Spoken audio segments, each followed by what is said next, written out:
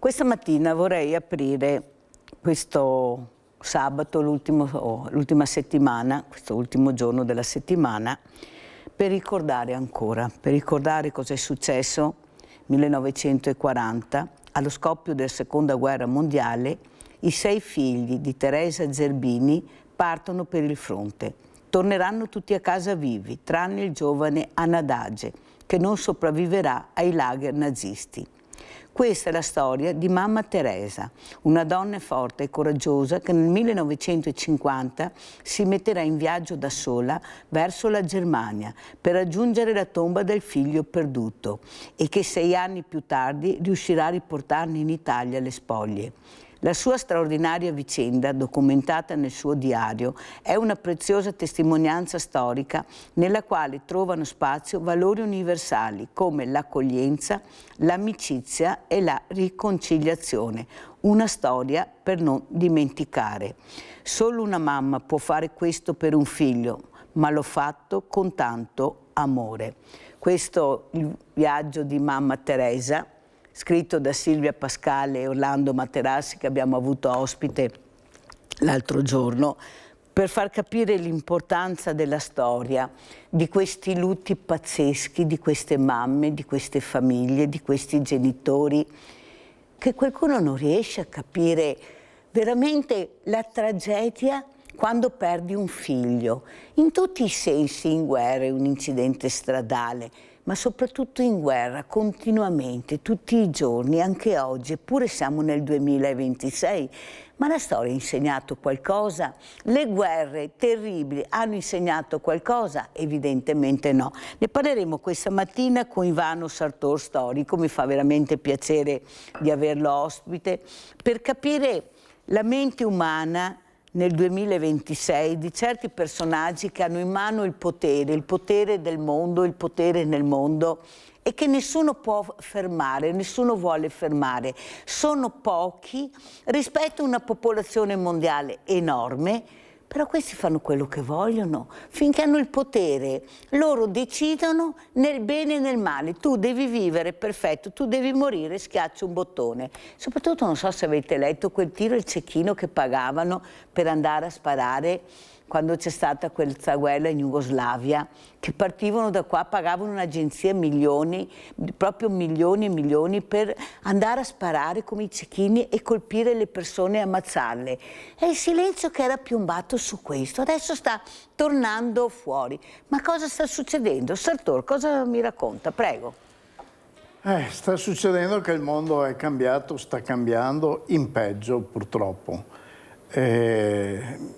Diciamo che la politica, soprattutto quella internazionale, è in mano a persone ammalate, dobbiamo dirlo, ammalate dal punto di vista psichiatrico, direi, perché non si spiegano certe cose se non anche attraverso questa patologia, ecco.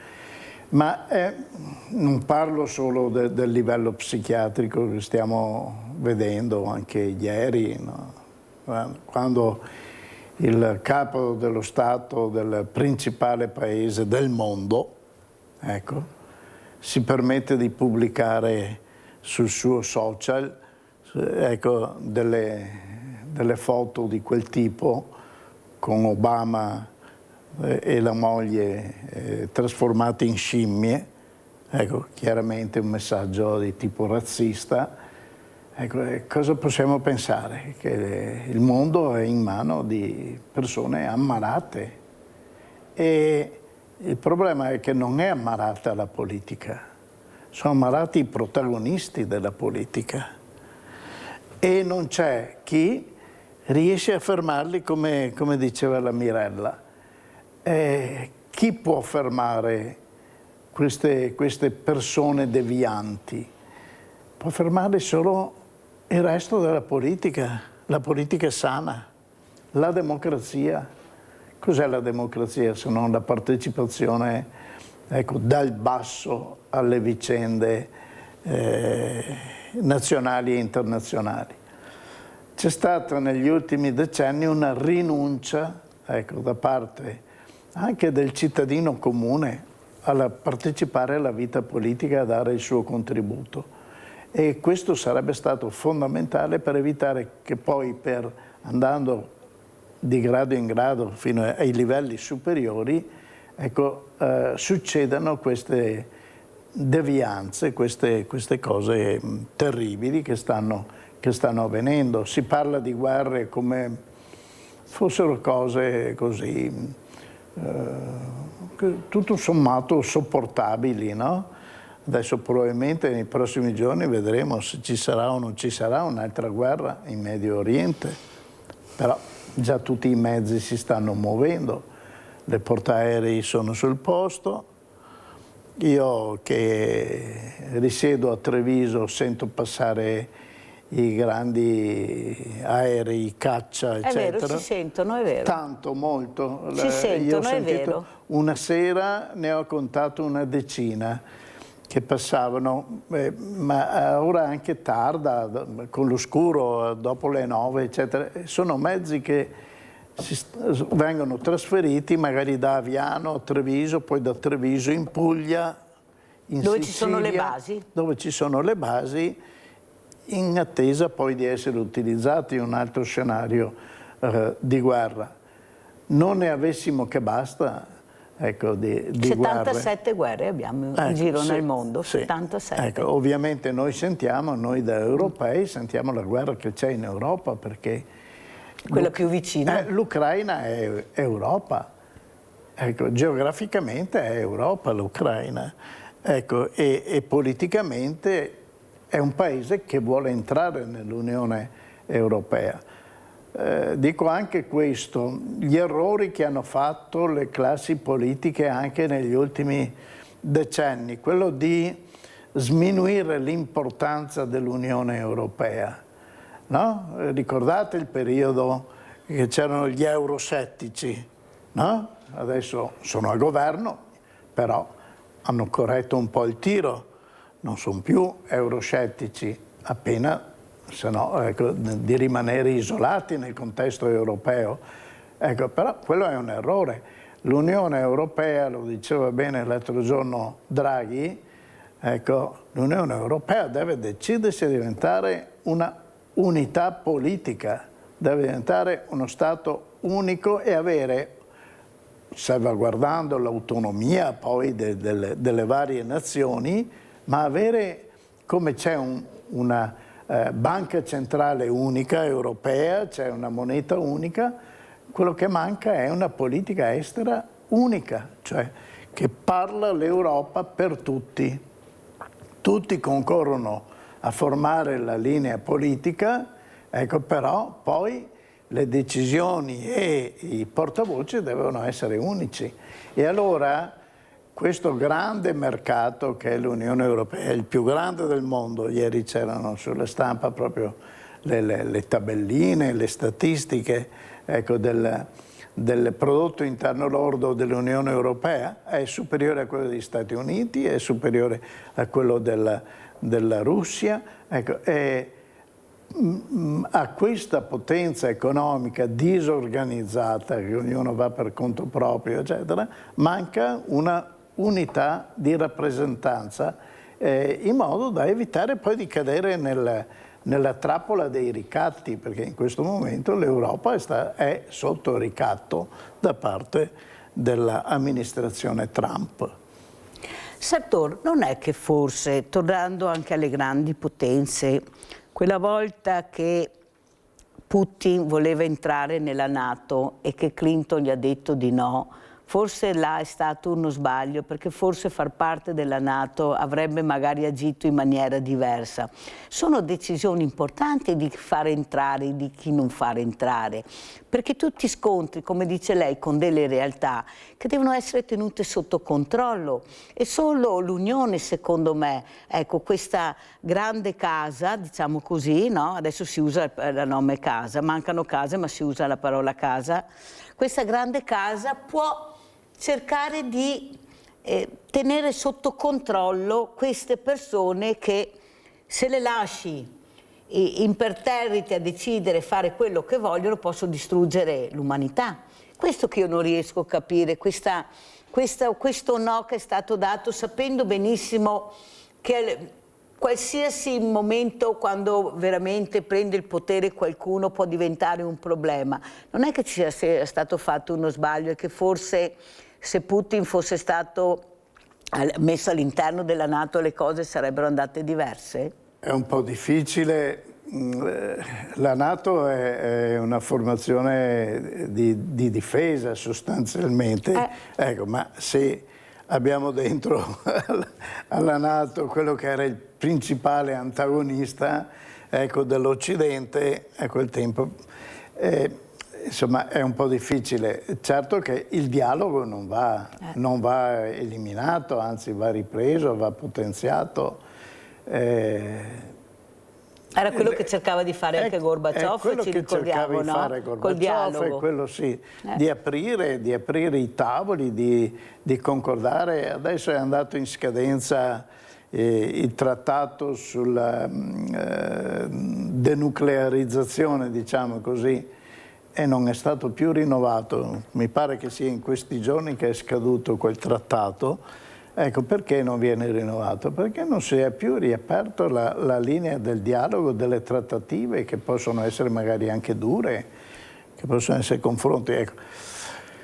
Allora, diciamo, la NATO è un'organizzazione difensiva, dovrebbe essere un'organizzazione, anzi è un'organizzazione difensiva e non di attacco, diciamo. Ma mi sembra che in questo momento avremo bisogno proprio di difenderci, per quello esatto. ho detto che forse... l'ex Unione Sovietica, diciamola così, la Russia adesso, è un'autocrazia che sta aggredendo parti del mondo. Per quello la difesa sarebbe fondamentale. Alcune le vediamo trasmesse nelle televisioni, nei mezzi di informazione, altre non le vediamo.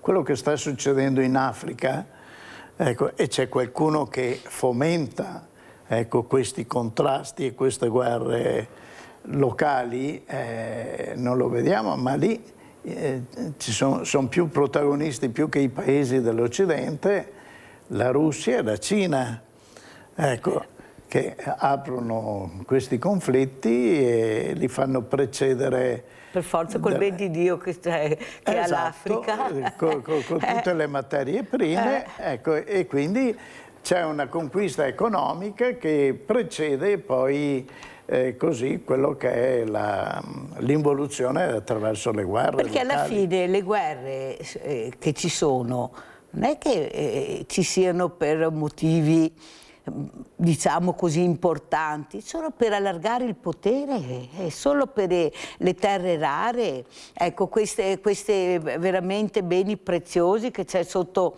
queste terre meravigliose che danno di tutto e di più. Il problema è che bisogna arrivare primi, prendere tutto, non devo dividere il bottino, devo prendere io, devo partire per primo, e per fare questo cosa devo fare? Devo farli morire di fame, non devo seminare, devo togliere l'acqua, perché se faccio questo è logico che io non potrò mai prendere queste terre e avere il pieno potere. Devo armare una parte contro l'altra, e quindi cosa non finisce più. Non hanno da mangiare, ma di armi ne hanno sempre, vero Sartor? Le armi non mancano mai. Esatto, perché vengono fornite e poi anche tutti i finanziamenti che vengono da certi paesi non democratici, ecco, sono finalizzati a questo, all'aumento delle guerre, all'aumento dei conflitti locali, che poi genera altri effetti, diciamo, secondari, che poi tali non sono, ecco, come quello della fuga in massa, quindi dell'emigrazione. Basta pensare cosa succede nel Corno d'Africa, no? Ci sono paesi come la Somalia, eccetera, dove un terzo della popolazione è partita per emigrare all'estero, perché non ci sono le condizioni minime per vivere e c'è la guerra permanente. E quindi questo poi mette in crisi anche le democrazie europee. Senta, Sartor, però io ricevo molte telefonate, devo dire dai diversamente giovani, che ce l'hanno a morte con queste persone che arrivano. Li vedono tutti ladri, delinquenti che devono vivere a casa loro, ecco, che noi non possiamo mantenerli, non possiamo dare l'ospitalità, che è ora di smetterla. E sono anche persone di una certa età che hanno provato cosa vuol dire, no, la fame, la miseria, la guerra. Come mai questa rabbia? Ma noi eravamo così una volta. Io mi ricordo, quando vi ricordate l'Albania, quando sono arrivate queste navi, accoglievamo, anzi... O quando sono arrivati i vietnamiti. O quando sono arrivati i vietnamiti. Cosa è successo? 70, Come mai questo capovolgimento, specialmente con le persone, con queste persone che arrivano in questi anni? Poi io direi, senza tirarvi fuori, non è una critica che faccio alle persone, ma siamo indotti anche a questo dalle comunicazioni, dallo sfruttamento da parte della politica che ci campa su questo. Ecco, siamo diventati politicamente schizofrenici, nel senso che un giorno ci lamentiamo che non abbiamo manodopera, no? E dove si trova la manodopera se non nel bacino dell'immigrazione, magari a basso costo e magari non mettendo in regola, eccetera. Ecco. E un giorno, e poi finito l'orario di lavoro diventiamo ostili agli immigrati.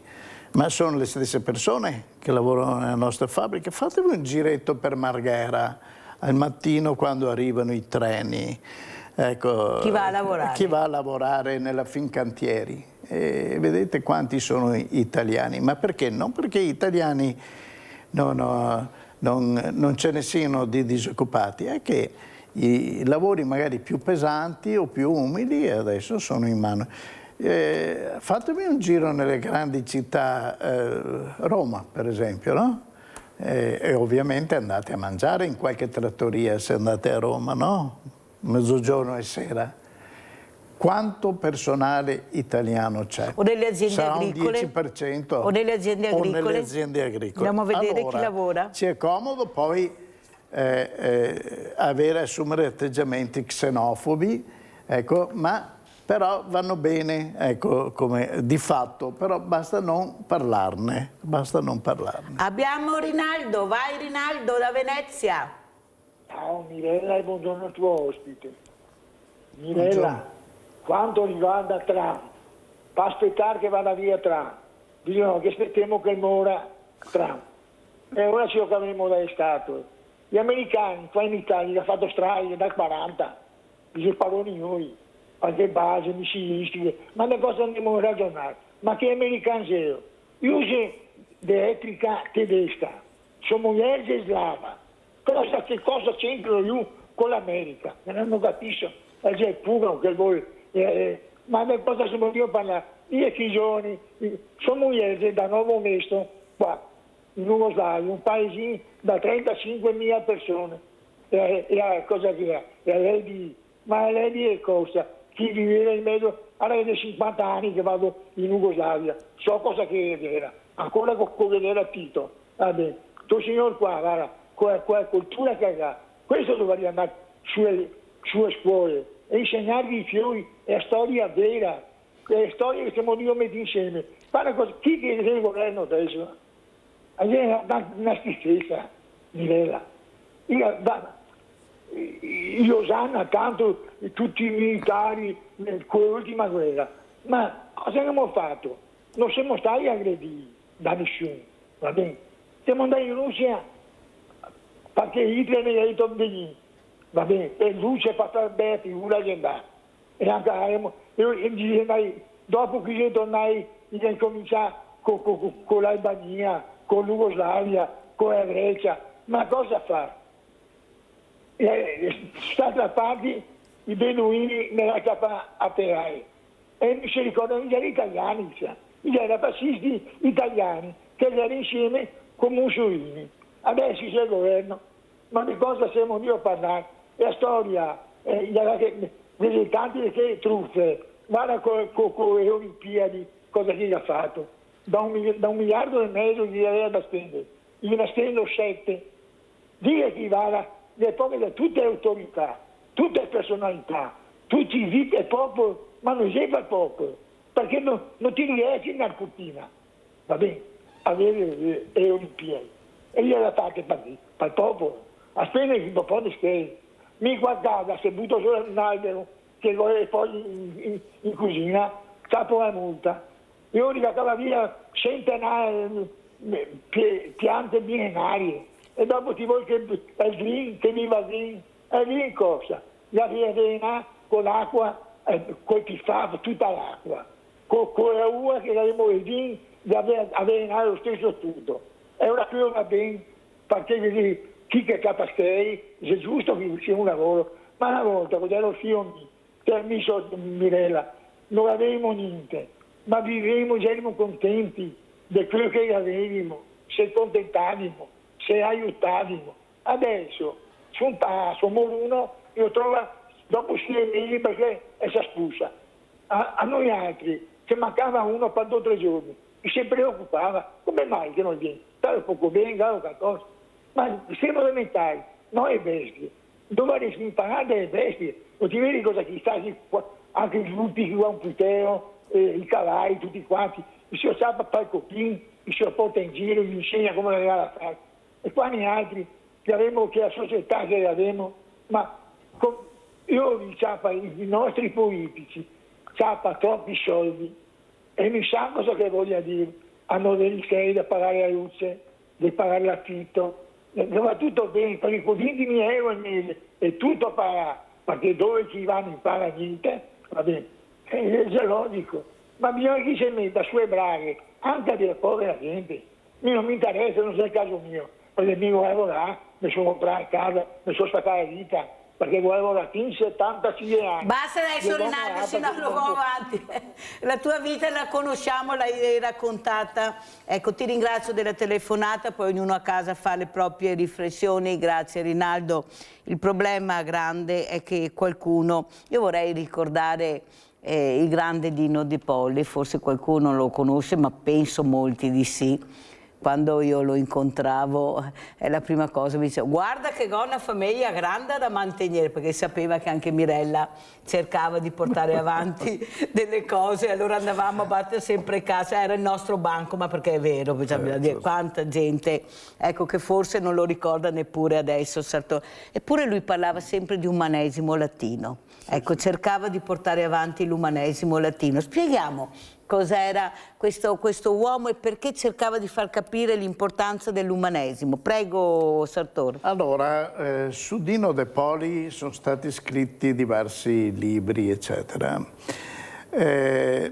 Quello più... Diciamo che era presidente della Cassamarca, della Fondazione Cassamarca a Treviso. Dino De Poli, faccio un brevissimo profilo. Sì. È stato impegnato, avvocato ovviamente, di famiglia poverissima, di origini poverissime, direi quasi nella miseria, nato nella miseria, nel quartiere popolare di San Nicolò di Treviso, impegnato da giovane nella azione cattolica, soprattutto della gioventù di azione cattolica, fino ad arrivare a un livello nazionale. È stato a Roma, ecco, proprio in quel periodo, negli anni 50, poi torna a Treviso e le prime elezioni a cui partecipa viene eletto consigliere e diventa assessore a Treviso e fa cose anche memorabili come assessore di Treviso. Poi col tempo sviluppa la professione di avvocato, entra in Parlamento, fa solo una legislatura in Parlamento e poi è stata interrotta anticipatamente 4 anni e non viene più rieletto. Perché non viene rieletto De Poli? Ecco, c'erano un po' dei problemi interni, evidentemente qualcuno che, ma sapete, in politica è naturale. Le famose correnti della democrazia cristiana. Sì, ma che ci sia competizione in politica è naturale, no? Ecco, ma soprattutto non viene eletto perché lui non curava il clientelismo.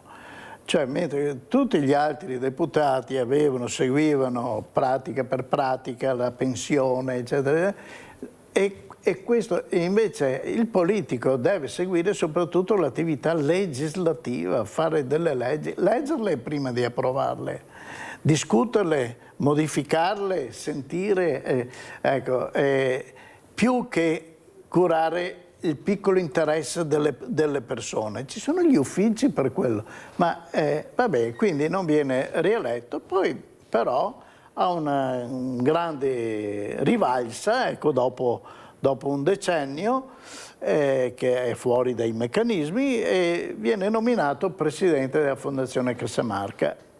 Allora la Fondazione Casamarca era una potenza economica, aveva ereditato praticamente tutto il bagaglio economico dell'ex Cassa di Risparmio della Marca Trivigiana, che per legge doveva mettersi sul mercato, vendersi, ecco, e l'equivalente della vendita andava a costituire il capitale di questa fondazione, che doveva avere e che ha tuttora, ecco, gli scopi di intervenire nel settore della cultura, dell'ambiente, della beneficenza, del sostegno alle persone, eccetera, eccetera. Diciamo che De Poli ha fatto cose memorabili a Treviso, veramente, non solo, beh, insomma, se non ci fosse stato De Poli non avremmo l'università a Treviso, bisogna dirlo, no? E avere un'università non è solo un fatto così di etichetta, è un fatto che muove tante cose.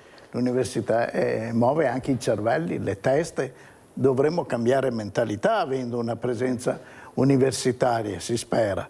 Ecco, ma poi i restauri, tutto, insomma, il San Leonardo a Treviso, i teatri, tutti i teatri. Le fontane. Le fontane, sì, le mura. Casa di Carraresi. Sì, Casa di Carraresi, le grandi mostre, sì. le grandi mostre, eccetera.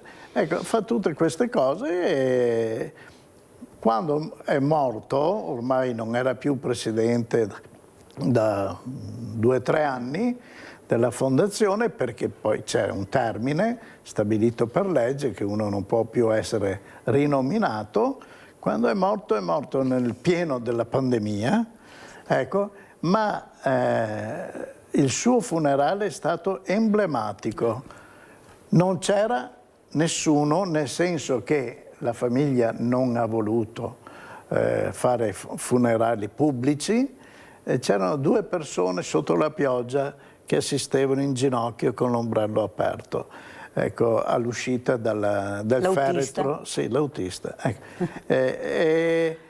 Ma è stato emblematico, quella è un'immagine emblematica. Comunque c'è stato un bel libro scritto da Renato Sartor, che ha il mio stesso cognome, ma non eravamo, non siamo, è morto anche Renato Sartor, era il segretario generale della fondazione. Non siamo neanche parenti, siamo di 2 il zone. Deus Machina dopo De Poli. Esatto, siamo di 2 zone differenti della provincia. Lui, pur avendo avuto dei contrasti con la struttura della fondazione, soprattutto in merito all'intervento dell'Appiani, perché aveva capito Renato Sartor che l'Appiani avrebbe messo in difficoltà la stessa fondazione economicamente e voleva tenere separate le gestioni. Alla fine c'è stato un contrasto e ha rassegnato le dimissioni e se n'è andato. Nonostante questo ha scritto un bellissimo libro che si intitola Testimone oculare, in cui narra tutte le vicende della sua vita, ma fino alla fine, ecco, del rapporto con Fondazione Casamarca, e ha definito De Poli il più grande politico trevigiano del Novecento. Io ho un po' drizzato le orecchie e ho detto: ma come? Più di Luzzatti, più di tanti altri che sono diventati ministri, eccetera. Sì, in effetti ci sono state delle grandi personalità della politica trevigiana nel Novecento, ma che hanno svolto altri compiti, soprattutto di livello nazionale. Pensiamo a Tina Anselmi, per esempio, certo, figura nazionale più che trevigiana. Tanto è vero che Castelfranco Veneto ha un rapporto difficile attualmente con la memoria della Tina Anselmi. Mi pare che non gli dedichino praticamente nulla di significativo, ecco, a Castelfranco. Ma questi hanno svolto ruoli nazionali, mentre sull'impegno per il trevigiano, non solo la città di Treviso, ma tutta la provincia di Treviso, ecco, sicuramente De Poli è stato il più grande. Non si è meritato, dopo la sua scomparsa, nemmeno 5 minuti di commemorazione da parte di chi che sia, né un convegno, perché è una figura che andrebbe studiata, quella di De Poli. e tutto quello che ha fatto. Ho voluto ricordarlo perché le persone che mi hanno aiutato io le ricordo.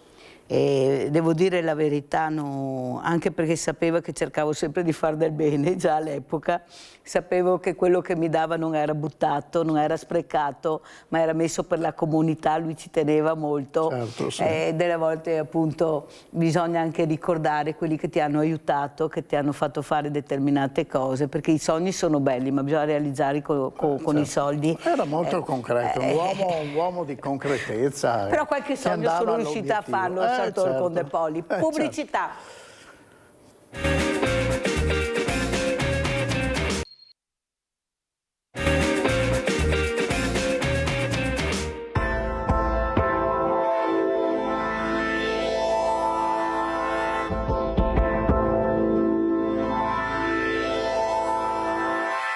Oggi inizia un altro giorno, ma non so se ne vedrò il tramonto. C'è solo un cielo grigio pieno di polvere che ci cade addosso come una coperta di cenere. I suoni qui sono sempre gli stessi, siamo noi poi quelli diversi. Non è più una questione di cuore, anche il silenzio qui fa rumore. Le case sono solo scheletri neri, i fantasmi che rivivono nei miei pensieri. La notte non è mai buia davvero, spari di luce che squarciano il buio. Le strade sono solo ferite aperte, tra sogni infranti e speranze incerte. Ogni respiro è una scelta dura, oltre il dolore che il tempo oscura. Bombe che ci cadono attorno, non so più se notte o se è giorno. Siamo vita presa a un filo, anime con lo stesso destino. Bombe che ci cadono attorno, non so più se notte o se è giorno. Siamo troppe vite spezzate che non vogliono essere dimenticate.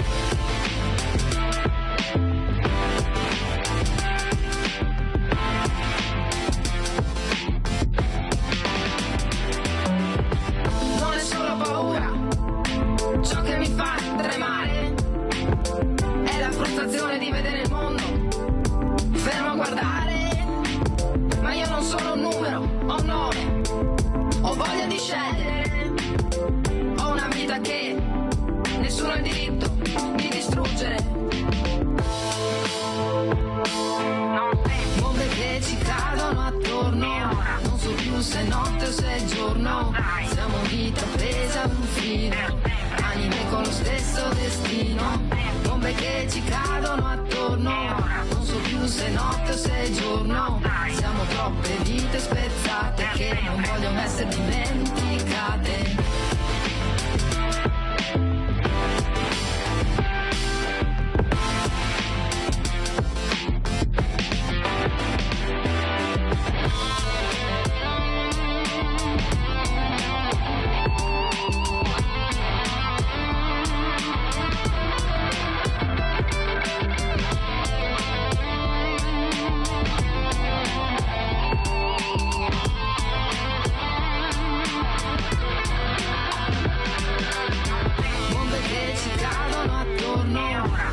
Se notte o se è giorno, siamo vita presa a un filo, anime con lo stesso destino. Bombe che ci cadono attorno, non so più se è notte o se è giorno. Siamo troppe vite spezzate che non vogliono essere dimenticate. Dimenticate, dimenticate, dimenticate.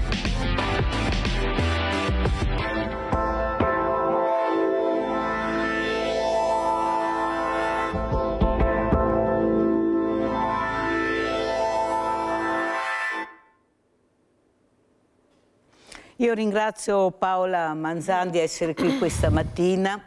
Ho messa vicina a Sartor, a Ivano Sartor, perché stavamo parlando del passato, la storia del passato, e adesso invece abbiamo visto l'oggi, quello che vediamo tutti i giorni, da anni ormai, da un paio, diversi anni, da mesi, però abbiamo la memoria corta. Abbiamo la memoria corta perché prima Rinaldo diceva, ma come si fa ad avere un presidente americano così? Ma in America, non è neanche americano, ma in America, Rinaldo, basta aver soldi per essere eletto. In America vince chi ha più soldi, questa è la verità, è inutile che c'è una campagna elettorale pazzesca, ecco, sono come le Olimpiadi, grosso modo, ecco, sono così. E soprattutto quello che vediamo continuamente però, sia nel passato che anche tutti i giorni, è che i morti sono i civili, soldati, cioè i grandi pensatori della guerra non ci sono mai, anche pochi generali direi io, sempre tanti giovani che muoiono, tanti soldati, tanti civili. E perché? Sempre per quello che abbiamo detto prima. Ma Paola, quando tu, ti ringrazio anche per questa bellissima canzone, anche per questo video che hai fatto vedere, tu ne parli a scuola, tu fai parte di questa importante scuola dove cerchi anche di parlare con i giovani, non è solo didattica, è qualcos'altro anche la tua scuola, basta vedere quello che fate. Ma cosa dicono i bambini? Perché vediamo i bambini a 4-5 anni, io cito sempre quel bambino, lo dico anche a Sartor, che era in pasticceria col nonno e che a un certo momento gli ha detto: nonno, guarda che c'è un Picasso appeso là nel quadro. E il nonno guarda, e in effetti era una stampa del Picasso, 4 anni. Capite che se questi bambini vengono accompagnati, come ho capito dopo perché mi ha spiegato perché aveva riconosciuto il Picasso, perché la mamma lo porta in musei, gli spiega, si ferma davanti ai quadri, glieli spiega. Il bambino a 4 anni ha un cervello e una spugna che apprende, che beve tutto, che ricorda tutto. Forse dovremmo fare anche questo con la storia, con i bambini, coinvolgerli di più, perché li abbiamo visti, sono loro che muoiono, che vivono, che vivranno nel futuro, quelli che riusciranno a vivere. Cosa dicono questi ragazzi quando tu parli? Ecco, prima di fare questa canzone, questo video, perché l'hai fatto? Prego Paola. Allora, intanto buongiorno a tutti e grazie per avermi invitata. Allora, cosa dicono i ragazzi?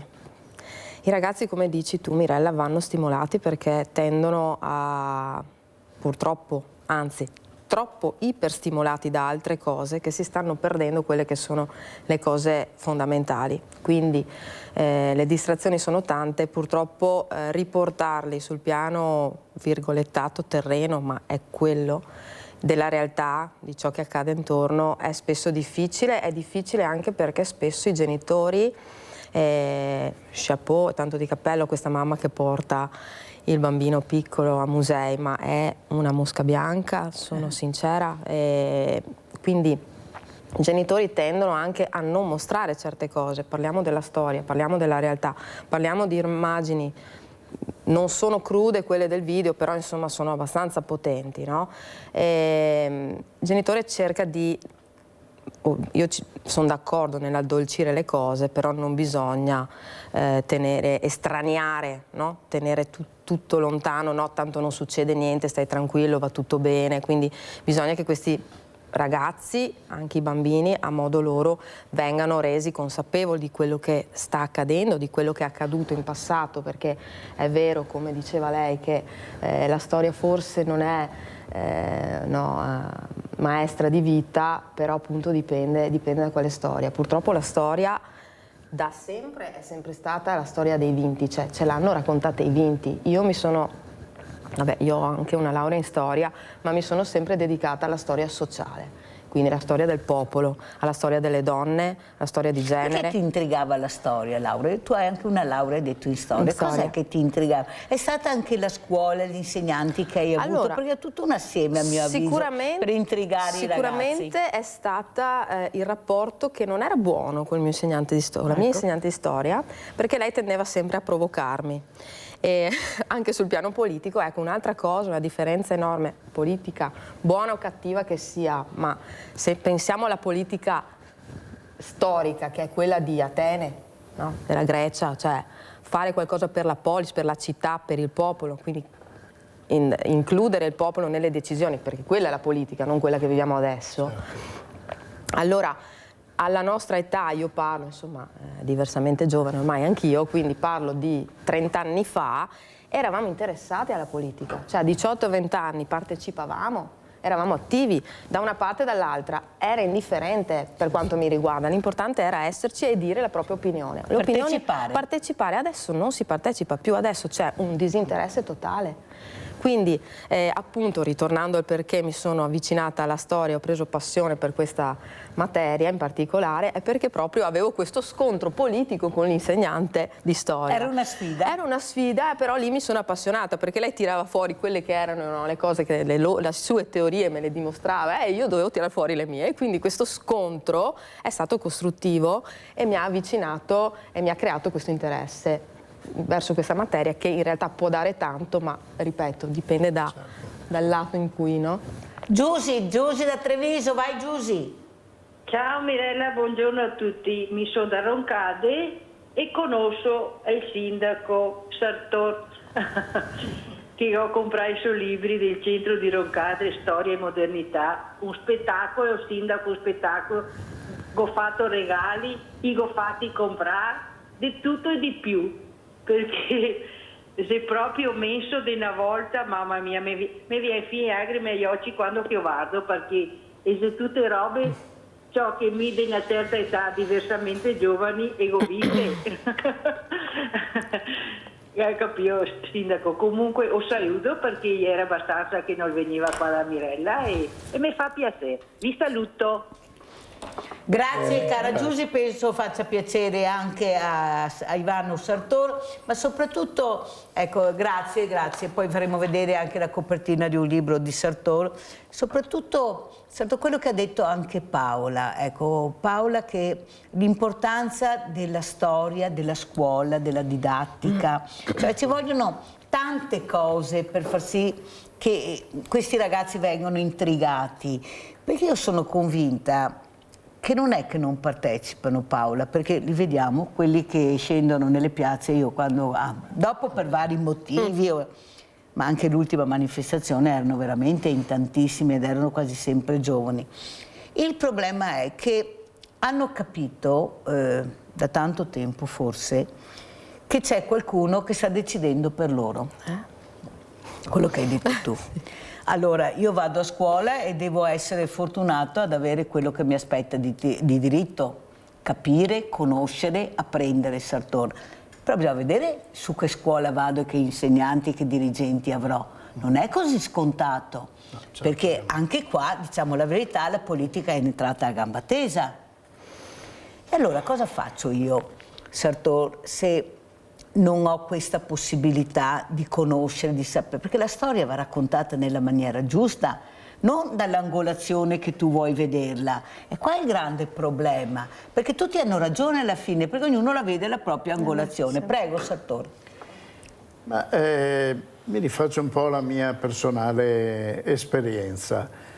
La storia diventa interessante se si parte dal proprio ambiente, dalla propria situazione. Dal proprio territorio. Io mi ricordo che quando andavo a scuola, io soprattutto alle superiori, non mi interessavano assolutamente gli assiro-babilonesi o gli egiziani. Mi interessava conoscere la storia del mio territorio, come mi avevano insegnato gli insegnanti delle scuole medie.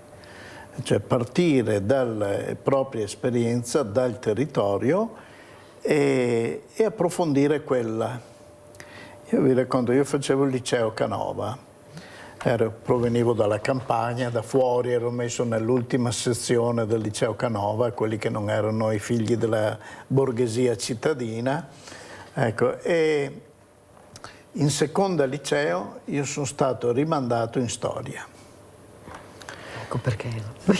Perché facevo assenze, facevo molte assenze, e era l'anno in cui era stato aperto l'Archivio di Stato di Treviso in via Marchesani. Io invece di andare a scuola andavo in archivio e da autodidatta ho imparato la paleografia, aiutato da qualcuno poi nei vari archivi eccetera, e da lì poi ho sviluppato il mio primo lavoro, che poi è stato pubblicato anni dopo per esigenze economiche nel 77. Ecco, e allora, poi l'esperienza che ho fatto quando le scuole elementari e medie mi coinvolgevano nel mio territorio era quello di partire dall'esperienza personale dei ragazzi, dei bambini. e soprattutto per esempio di domandare a casa come si chiamavano i vari campi della loro campagna, se c'era un nome particolare, eccetera, eccetera. E ho insegnato loro che attraverso questi microtoponimi si poteva andare anche oltre nella ricerca. Per esempio c'era uno che ha segnalato una motta, la motta dei frati, e poi siamo andati a vedere e abbiamo trovato laterizio romano. Io ho detto, bene, sapete che quando c'è il toponimo motta sicuramente c'è materiale archeologico sotto. Ecco, perché non è un nome che si dà adesso, è un nome arcaico, ecco, e c'è, ne parlano ancora gli storici del Settecento di questi, no? Oppure ho insegnato a riconoscere i materiali di laterizio romano, no? Soprattutto quelli di questi tegoloni, ecco, di questi embrici. Poi mi arrivavano alla lezione successiva, l'incontro successivo, arrivavano con il pezzo romano. Ecco, allora, e credo di aver insegnato loro all'attenzione destra. Questo è un esempio banale, sapete, perché poi da questo bisogna fare un passo oltre, cioè anche capire tutto il contesto storico. Non è che non servono gli assiro-babilonesi o gli egiziani o i greci, ecco. Però anche perché la storia è si parte proprio sì, dal suscitare l'interesse personale attraverso la realtà locale. Adesso è più difficile perché abbiamo una realtà molto composita, anche sociologicamente, no? Da parte, ecco, dei frequentanti della scuola. Però, per esempio, anche chi viene da altri paesi, ha una famiglia che proviene anche da un altro continente, no? Ecco, perché non appassionarli sul conoscere dove vivono, cosa vivono e perché? Ecco, e da lì si parte dalla conoscenza della storia, si parte anche alla ricostruzione dei valori, anche alla come si può dire, alla proposta dei valori di cui siamo noi portatori con la nostra storia. Bisogna vedere quali valori ognuno vuole portare avanti, perché i valori sono fondamentali, i valori sono delle cose importanti anche per i ragazzi. Il problema è che non hanno più valori. Ecco Paola, quando io sento dire i ragazzi non hanno più valori, cosa intendono queste persone? Sanno l'importanza della parola valore? Quale valore vorresti portare avanti? Ci sono valori e valori, anche i gioielli sono un valore. Sì, appunto. Qualcuno dice anche le Olimpiadi sono un valore, non lo so, faremo i conti. I soldi sono un valore. Allora, cosa vuol dire? Ecco, cosa vuoi aggiungere dopo quello che hai sentito da Ivano Sartor? Allora, per quanto riguarda ciò che ha detto Ivano, sono d'accordissimo sul questo coinvolgimento, cioè il risultato c'è nel momento in cui qualcuno viene messo in mezzo, no? Deve essere trascinato e inserito e deve metterci mano in quello che fa, altrimenti i libri rimangono parole che spesso diventano noia ed è normale che invece di frequentare andasse dall'altra parte, cioè è normale. Quindi è chiaro che l'atteggiamento, il modus con cui andiamo a presentare poi la storia in questo caso, ma tutte le materie scolastiche, prevedono un coinvolgimento di un certo tipo sul territorio.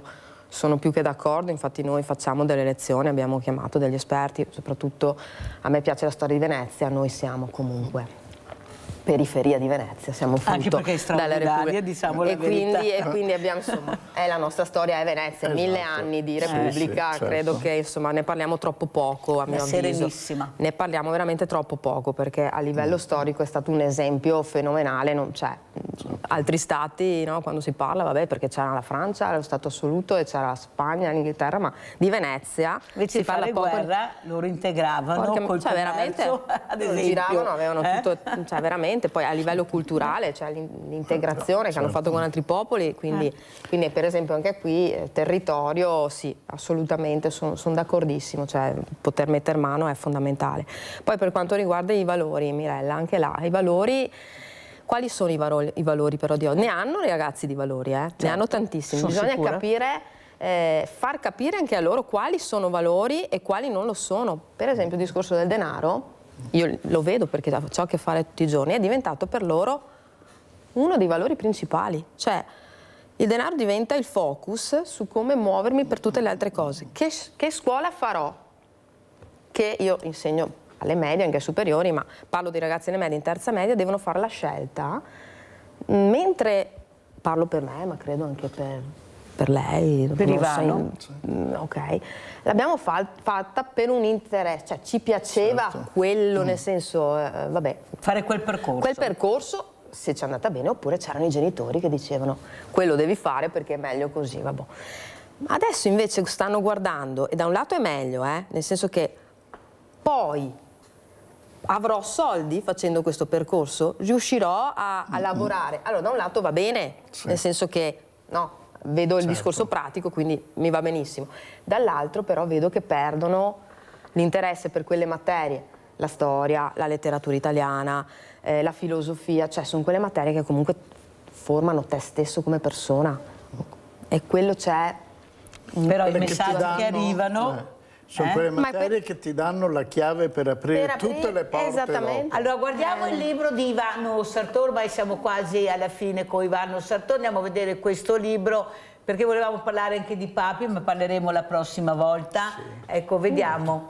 Ecco, Benedetto XI, Papa Domenicano, il volto del Beato. Cosa rappresenta questo libro, Ivano Sartor? Allora, intanto stiamo parlando di un Papa trevigiano, il primo Papa trevigiano. Andiamo indietro nel tempo, un pontificato breve, fatto meno di 9 mesi, il pontefice, ma un pontificato molto significativo, 1303-1304. Questo Papa è sepolto, c'è il grandissimo monumento, uno dei capolavori della scultura gotica, nella chiesa di San Domenico di Perugia. Ecco, lui è proprio nato a Treviso, 1240, circa, ecco, poi è diventato un domenicano, è entrato a 14 anni nel convento di San Domenico che è a San Nicolò, e con i chiostri di San Nicolò che tutti conosciamo, e poi ha percorso tutti i gradi all'interno del suo ordine, ecco, di frati domenicani, e quindi è diventato provinciale della provincia del nord Italia, sostanzialmente provincia lombarda, poi è diventato maestro generale dell'ordine, eletto nel capitolo di Bruxelles, ecco, per capire anche la dimensione europea. E poi è diventato cardinale. Papa Bonifacio VIII, un grandissimo Papa, ecco, l'ha chiamato al suo fianco e gli ha affidato delle missioni di pace in Europa. Sostanzialmente è riuscito un po' rabbonire il re di Francia Filippo il Bello, a risolvere delle crisi dinastiche in giro per l'Europa, soprattutto in Ungheria, eccetera. E quando è morto Bonifacio VIII, ecco, è stato eletto dai cardinali Papa. È morto dopo poco tempo. C'è una leggenda che dice che sia morto per aver mangiato troppi fichi, chi dice che è morto perché erano avvelenati, insomma, comunque subito ha avuto fama di santità, quindi venerato come beato, eccetera. Allora, questo libro cosa si propone? Siamo due autori, uno è il professor Vaglia di Brescia, che era primario di malattie infettive a Treviso, ecco, che ha organizzato dei convegni su Benedetto XI, 2 convegni, poi io ho curato gli atti, e da lì è partito 20 anni di ricerca circa, ecco, alla caccia delle immagini di Benedetto XI in tutto il mondo. Ne conoscevamo una trentina, diciamo 20 anni fa, adesso siamo quasi a 300, perché ha avuto una straordinaria diffusione in tutti i continenti.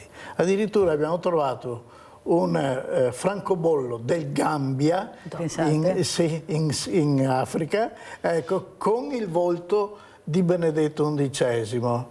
Ecco, pensate dove era arrivato. Poi ci sono sue immagini a New York, a Washington, negli studentati domenicani, eccetera, eccetera.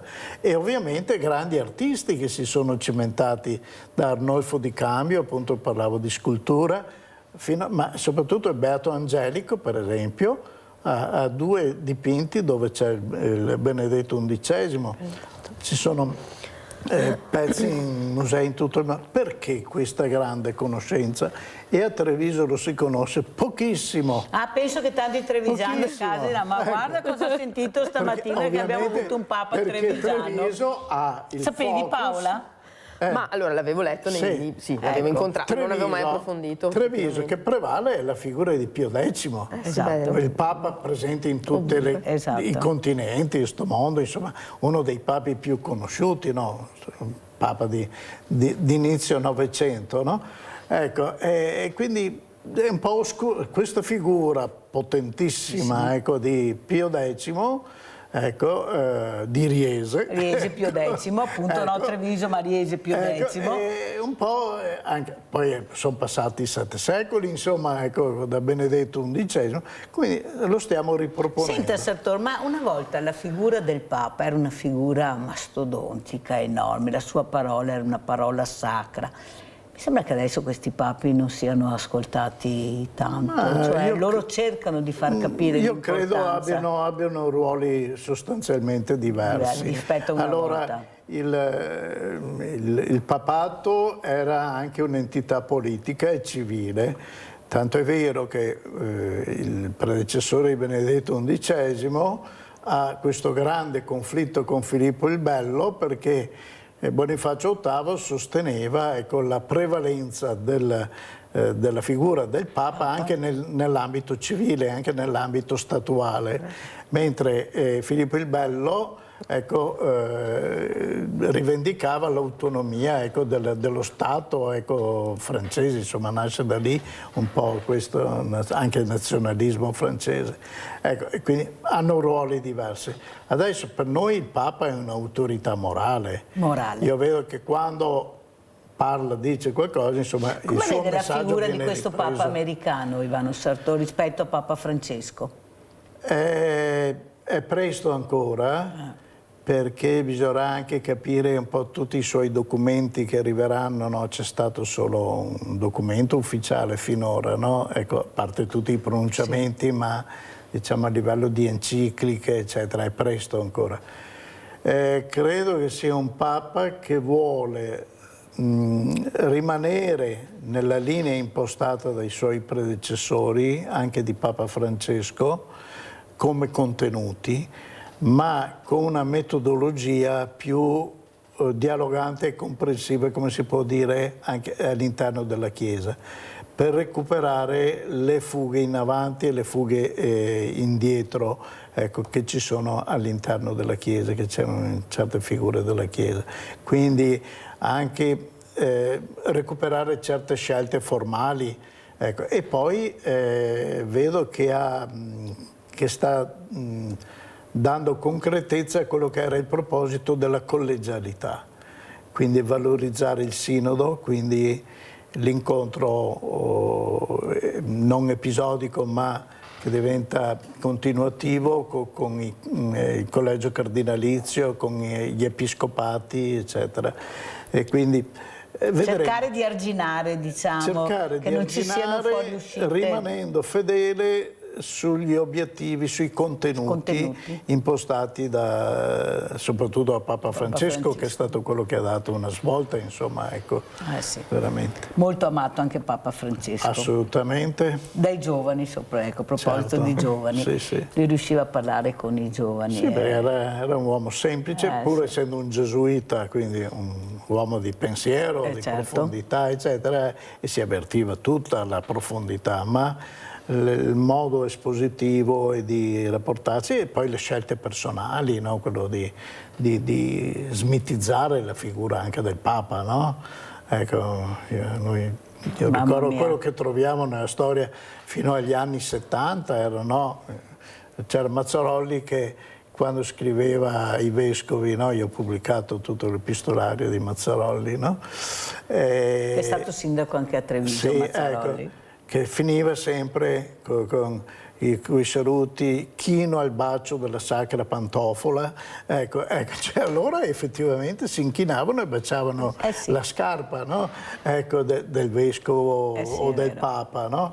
c'erano queste figure ieratiche, queste figure... E lui ha cambiato completamente, ha dato una svolta. Insomma, alla fine siamo umani, no? Certo. Siamo persone. Una chiesa povera anche, soprattutto esatto, voleva. no? Ecco, Una esatto. cosa che ha tolto l'oro e si è messo queste croci. Sì, ecco, anche l'anello non voleva saperne. Uscire cioè.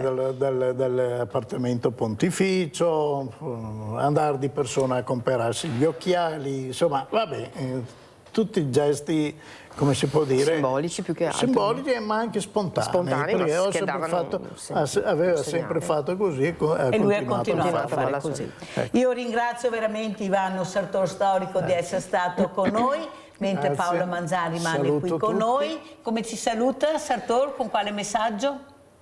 Che bisogna avere speranza. Prima l'ascoltatore diceva ma bisogna aspettare che Trump muoia. No.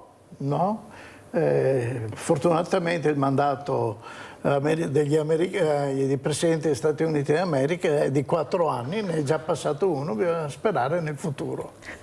E con questo messaggio io ringrazio Anche Ivano Sartor, grazie, pubblicità. Non può fare neanche il mandato.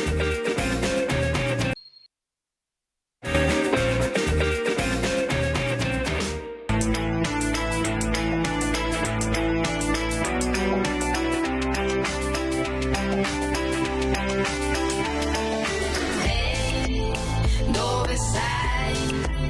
Non lo sai che ho bisogno di te, ancora fuori da qui. Provo freddo e non mi sento sicura. Se non ci sei, mi sento sempre come se mancasse qualcosa. Poi nei dettagli della vita mi mette un po' paura. Se poi domani verrà, il mio domani sarà a testa alta, l'ho raggiunto da sola. Quando il mio domani verrà, il mio domani sarà, chiudo gli occhi e mi respiro la vita.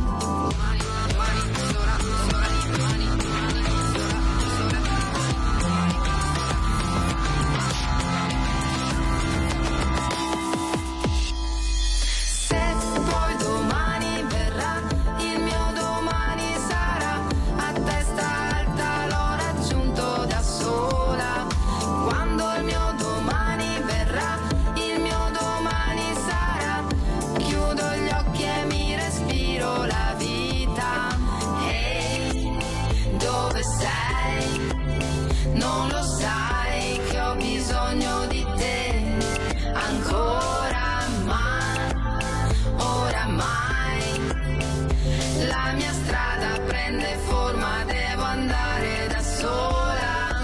Se poi domani verrà, il mio domani sarà a testa alta, l'ho raggiunto da sola. Quando il mio domani verrà, il mio domani sarà, chiudo gli occhi e mi respiro la vita.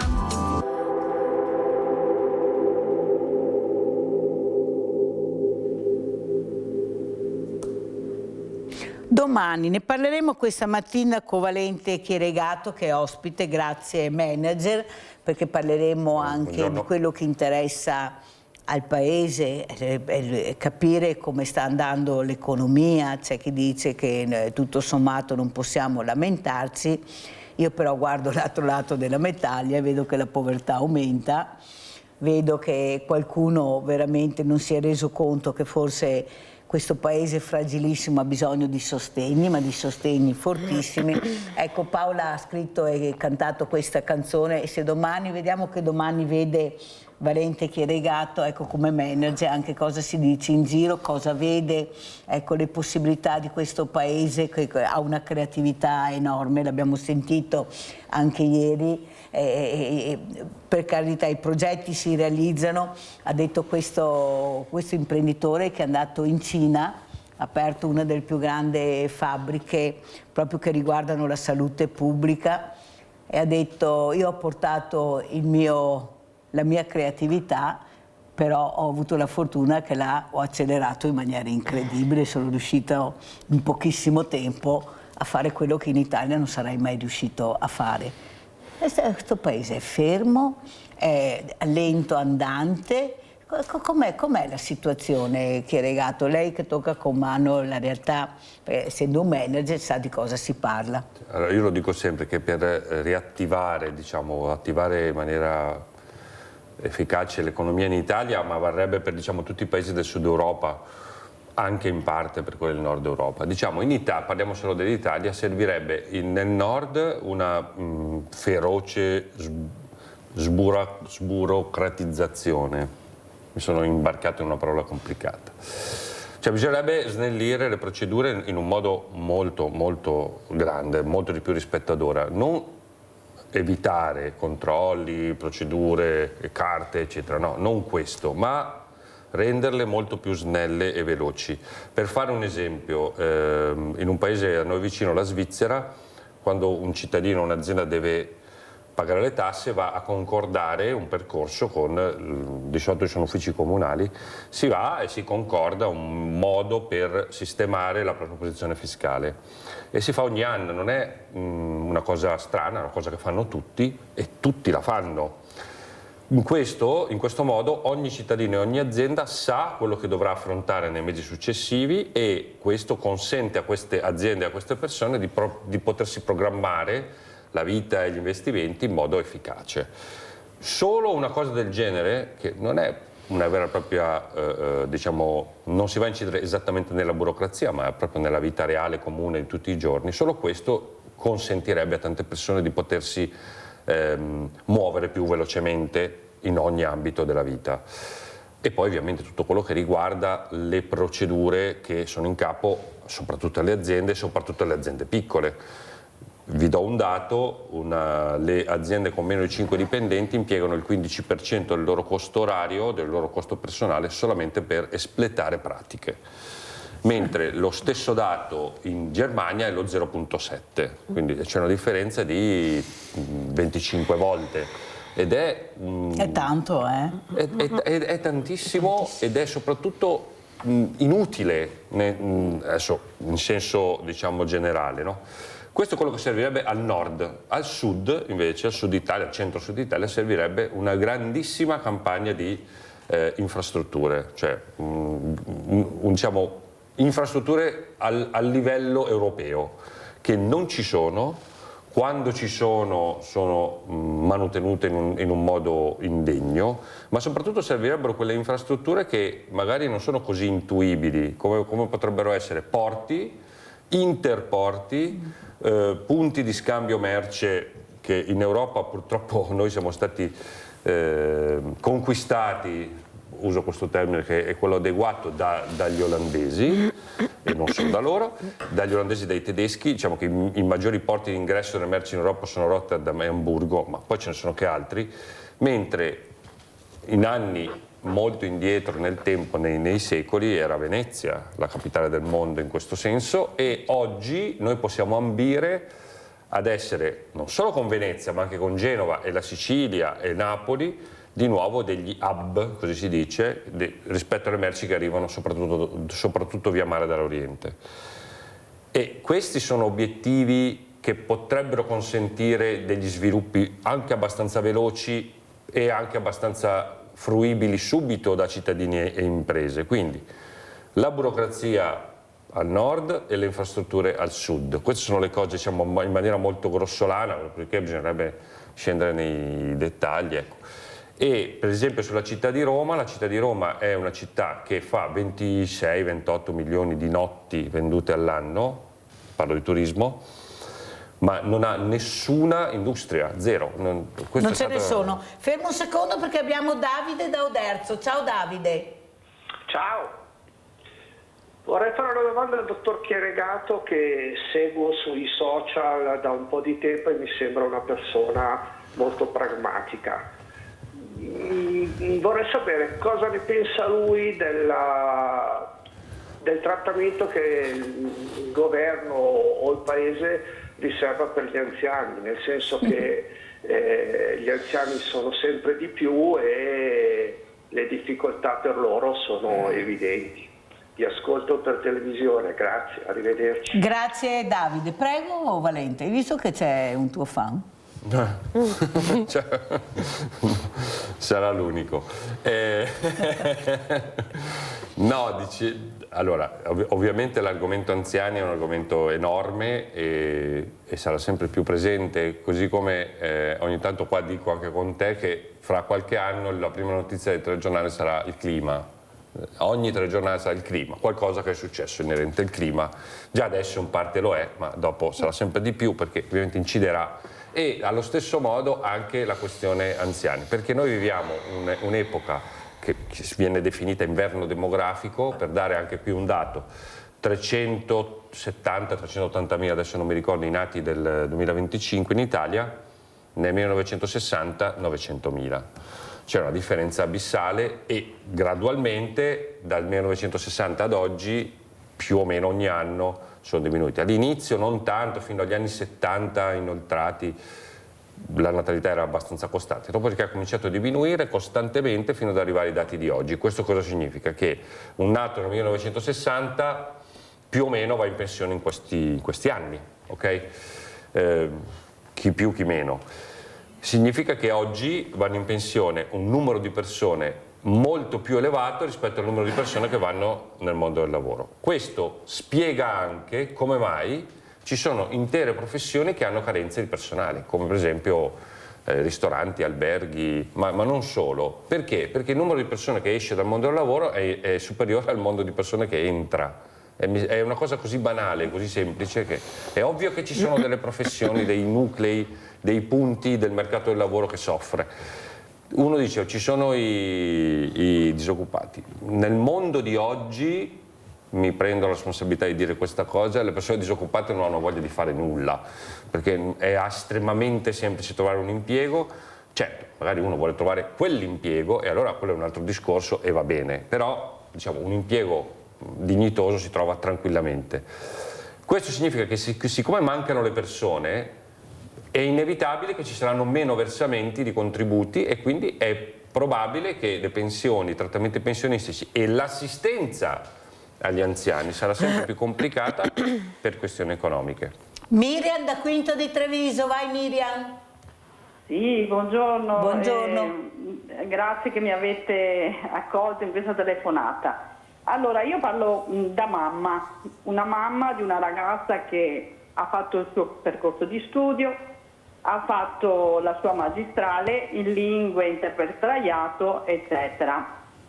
E al momento in cui deve mettersi nel mondo del lavoro, parlo di una ragazza che è molto attaccata un po' alla famiglia, attaccata alla sua radice, eccetera. Nel mondo nostro, veneto, italiano, ha fatto molte domande. Quando si presenta davanti a queste ditte, no, serve l'esperienza. Si trova a dire va bene, vado a lavorare alla lì e vado a fare la cassiera, perché giustamente dice ho una macchina, devo pagarmi le bollette, devo pagarmi questo e quello. Ha cominciato da sola a adattarsi a questo. Io non dico che lei vuole diventare chissà chi. Lei ha detto vorrei fare solo un'impiegata commerciale, considerato che abbiamo un buon vino in Veneto, abbiamo molte cose in Veneto, non è riuscita ad entrare, a parte una ditta di Spinea che ha un tessile. Questo dico, una ragazza di 24 anni, 25, con una magistrale in mano, si adatta ad andare perché vuole rimanere in Veneto, perché dice se faccio come tutti il nostro paese muore in tutti i sensi. Allora, noi abbiamo battuto tanto che andasse all'estero, però dice no, perché io devo abbandonare dove sono stata messa e non combattere perché il nostro paese non vada a morire. Si adatta, fa un apprendistato di 5 anni, quindi arriviamo a 30 anni, parliamo che sono già 2 anni in apprendistato, con 800 euro al mese. È una ragazza che si adatta. Togliamo la macchina, l'assicurazione, il bollo, eccetera, eccetera, spese, mangiare fuori perché è lontana da casa. E allora dico, perché questo Veneto, benedetta Italia, non basa sui nostri giovani? È inutile, lei mi dite che noi non abbiamo voglia di fare niente, mi sto adattando, non faccio solo l'impiegata commerciale, questa ditta mi mette anche in magazzino, cerca di fare consegne con questo stato estero che ormai è questo che ci fa andare avanti. Ma perché non ci aiutano noi giovani almeno a dire va bene, voglio rimanere in casa mia dove sono nata? Però aiutiamo questi giovani, un apprendistato di 5 anni, ragazzi, arriva a 30 anni, questa ditta andrà in crisi e lei rimane ancora con i piedi così e deve andare all'estero, perché l'estero vi assicuro che gli dà doppio, triplo soldi di quello che prende qua, anche senza esperienza. Allora lei è ferma a dire no, io voglio rimanere in Veneto, voglio rimanere dove sono perché non è giusto. Però alla fine cosa avrà questa figlia e come tanti come lei, coetanei come lei, laureate e che si adattano a fare tutto, però io dico combattiamo per i nostri giovani, vabbè, noi dobbiamo lavorare fino a 62, 63, 64, 5 anni, allora dicono allora noi cosa ci date a noi giovani? Visto che siamo pochi, dateci qualcosa di più. Scusate se mi No, Mira, hai fatto, guarda, ti ringrazio di questa telefonata, perché è proprio più che così. altro per i giovani, dobbiamo combattere per i nostri giovani, quelli che sono in mondo del lavoro, dire ma perché queste aziende dategli una mano, perché non do colpa al datore di lavoro che bene o male ha fiducia in sta ragazza, che però dico aiutiamo quelli che hanno ancora l'impresa aperta in Italia, perché se no qua grazie cara Miriam, grazie, sei stata molto chiara. Sentiamo Paola, come commenti questa telefonata, poi sentiamo anche Valente Chieregato. Commento dicendo che non è una cosa purtroppo che riguarda solo i giovani di adesso. Quando sono stata giovane come questa ragazza ho avuto gli stessi identici problemi, cioè con una laurea cercavo lavoro ma non ti chiedevano l'esperienza, quindi non c'è tutta questo, purtroppo, nel senso che probabilmente è ancora un po' peggio, però è da decenni che ci portiamo dietro questa cosa. Anche all'epoca mia tanti sono andati all'estero per trovare lavoro perché qua non c'era la possibilità o comunque non trovavi quello che stavi cercando, perché giustamente Valente ha detto sì, se uno si adatta ce n'è, bisogna capire questo adattamento però che cosa comporta, cioè, anche perché la scelta poi ricade su altri proprio perché è richiesto un adattamento che va oltre certe possibilità. Quindi se vengo pagato 0 o poco più di 0 faccio fatica ad adattarmi perché avendo comunque da mantenere delle cose, da vivere come la ragazza, è difficile poi poter andare a fare qualsiasi cosa, sempre che sia così. Adattamento però che non deve dire sfruttamento chieregato, perché allora come la mettiamo? Perché gli stipendi sono quelli, io cito sempre questa mia amica laureata in farmacia, qui in Italia 2.500 euro, in Germania 5.800 euro con alloggio. Sì. Cioè, ragazzi, 1 più 1 fa 2, stesso. Identico. No. Identico. Non parliamo dei medici. Allora, ma soprattutto quello che io non riesco a capire, qua anche bisogna cioè è che la catena si interrompe nel mezzo. Io non so a chi rivolgermi per trovare lavoro. Se lo trovo, risorse umane si chiamano adesso questi colloqui, no? Risorse umane, vorrei capire chi fa questi colloqui. Vogliono tutto. Allora, giovani, esperti, veloci, velocissimi.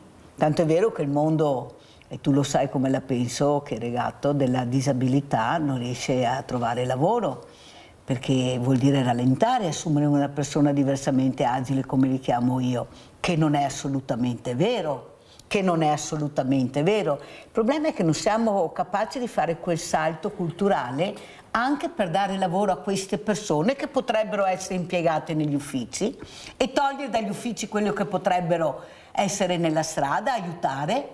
Ma non si va, cioè, si parla ma alla fine abbiamo le risorse ma non le sfruttiamo perché sei un diversamente agile. Vediamo anche le Olimpiadi.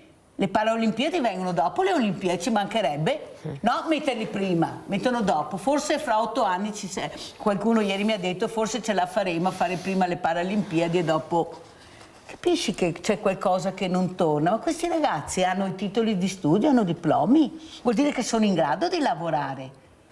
Però se solo assumo, lo stipendio è bassissimo per loro. Cioè, capisci che c'è qualcosa che si interrompe nella filiera e alla fine vince chi? Il potente, il prepotente, l'arrogante, la multinazionale che ti licenzia con un numero di telefono. Vai, Chieregato. No, dopo spiego perché le Paralimpiadi non si possono fare insieme alle Olimpiadi, però prima rispondiamo a questo che è più importante.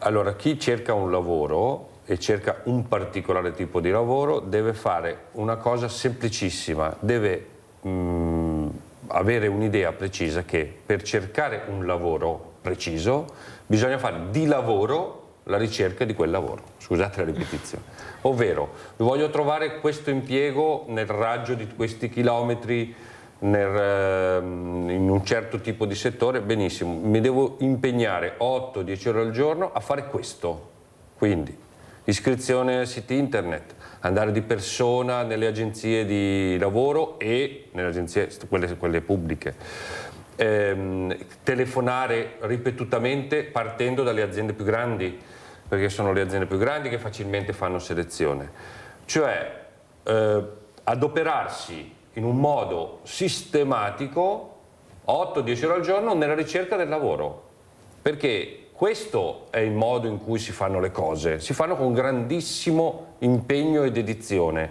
e le persone che io conosco che hanno fatto così hanno trovato il loro lavoro, dopodiché caso per caso ci possono essere delle situazioni ovviamente più difficili, più complicate, eccetera, eccetera, ok? Però se una persona mi dice io ho fatto per un mese 8-10 ore al giorno la ricerca del lavoro e non l'ho trovato, dico sei stato molto sfortunato, perché in genere da noi, nel nostro territorio, Veneto, Friuli, le imprese che cercano soprattutto persone con le capacità della ragazza che ho sentito, quindi con la laurea in lingue magistrale, sono molte le aziende che cercano queste figure. Dopodiché io mi ricordo anni fa di aver letto un annuncio con scritto cercasi persona con 3 lingue, massimo 25 anni, laureata con laurea magistrale, minimo 6 anni di esperienza. Beh, era impossibile, cioè era una cosa tecnicamente impossibile, però a quel punto bisogna prendere queste persone e sputtanarle sui social, sui giornali, perché sono sfruttatori. Ci sono gli sfruttatori, bisogna rivolgersi alla magistratura, perché quello è il luogo dove discutere con queste persone. Ma in generale, vi dico sempre in linea molto generale, perché poi i casi specifici possono essere di tutti i tipi.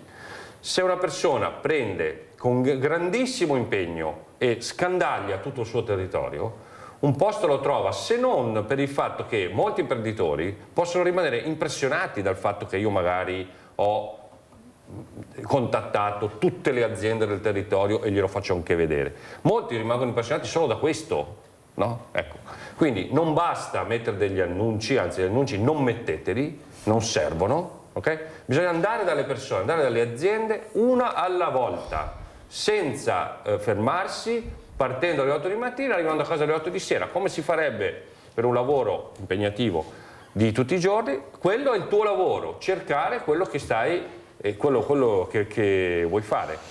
Spesso, magari non è il caso specifico, si pensa che avere un titolo e mettere un annuncio sia sufficiente. Non serve a nulla il titolo, non serve a nulla l'annuncio, se non ci si espone in prima persona alla ricerca di quello che si vuole. Per prendersi quello che si vuole bisogna andare di persona, fisicamente. È così che funziona per tutte le cose della vita, non per il lavoro solo. Dopodiché, ripeto, ci sono i casi unici e per carità. Rispondo sulle Olimpiadi.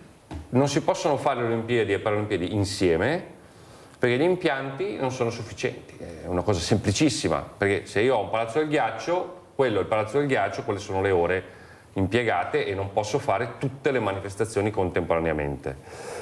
Farle prima sarebbe una cosa straordinaria, perché ovviamente con tutti gli atleti in arrivo delle Olimpiadi,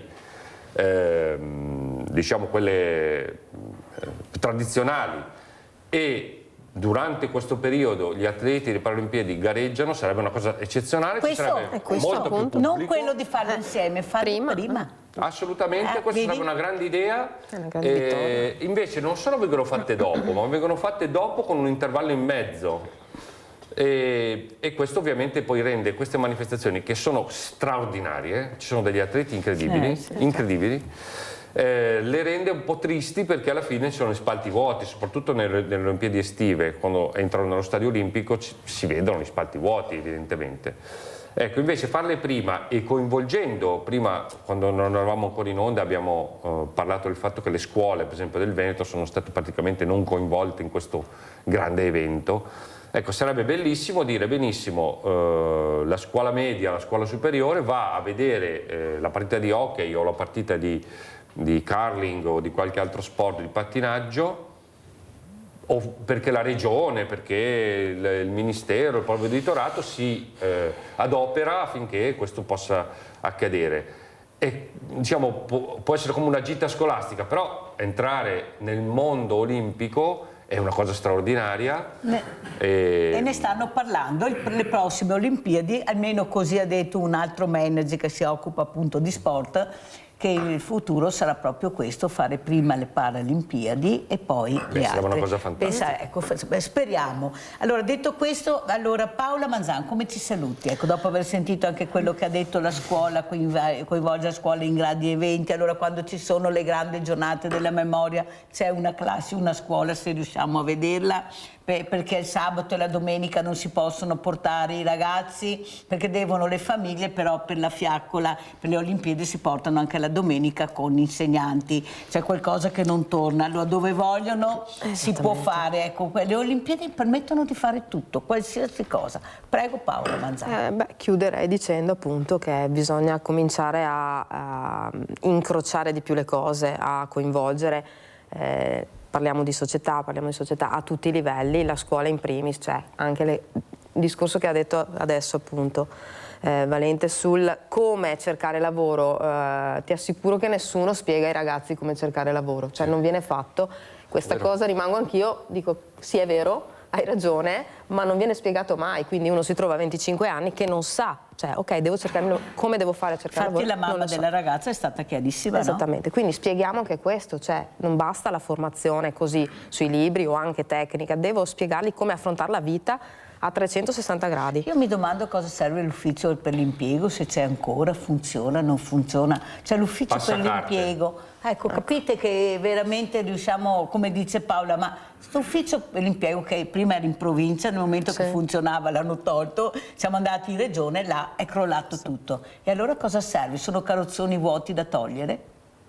Sono passacarte, perché sono stati superati dal mondo reale fatto di società private che fanno di lavoro quello di collocare le persone nei luoghi di lavoro. Cioè, le società private hanno sorpassato a destra e a sinistra come si chiamano, le interinali, no? Sì. Quello che avrebbe dovuto fare il pubblico, lo Stato, con le agenzie di collocamento, agenzia del lavoro, adesso non so neanche come si chiamano, una volta si chiamava ufficio di collocamento, adesso se non sbaglio agenzia del lavoro, no? Ufficio per l'impiego? Sono passacarte, poi dopodiché adesso magari chiamerà qualcuno che dirà ho trovato lavoro con l'ufficio provinciale, benissimo. Regionale, perché in provincia ormai non c'è più niente, posso assicurare. Dove sono io, quando c'è la ricerca personale ci si rivolge alle agenzie private, è semplice, perché è più veloce, più efficace. Salutiamo Paola Manzan e ringraziamo e andiamo a vedere questo servizio Economia, Crisi, Sport System. Andiamo a sentire, a vedere, e grazie Paola di nuovo a voi, con noi, arrivederci. Paola Manzan.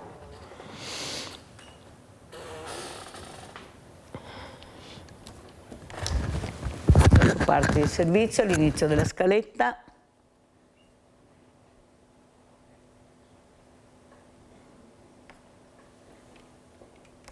È l'ennesimo segnale di crisi dello Sport System di Marca.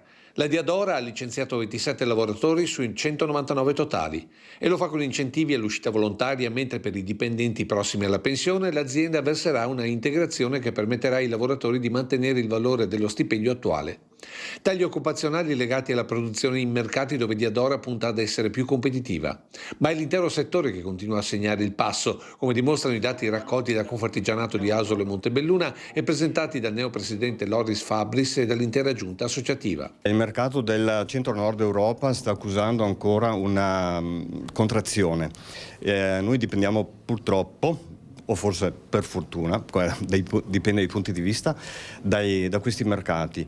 Quindi appena si riprenderà questo, secondo me anche il nostro andrà bene, però vedo che i nostri imprenditori sono molto forti e coraggiosi anche per altri mercati. Per gli artigiani, gli stati dell'America Latina con l'accordo Mercosur, ma anche la recente intesa con l'India, sono possibili occasioni di ripresa. Non è che col mercato indiano che produce, diciamo, tessile, abbigliamento a bassissimo prezzo, si rischia invece di andare a avere un autogol, o bisogna puntare sulla qualità? Bisogna puntare sulla qualità, e per noi quello che ci differenzia comunque è sempre un po' l'alto di gamma.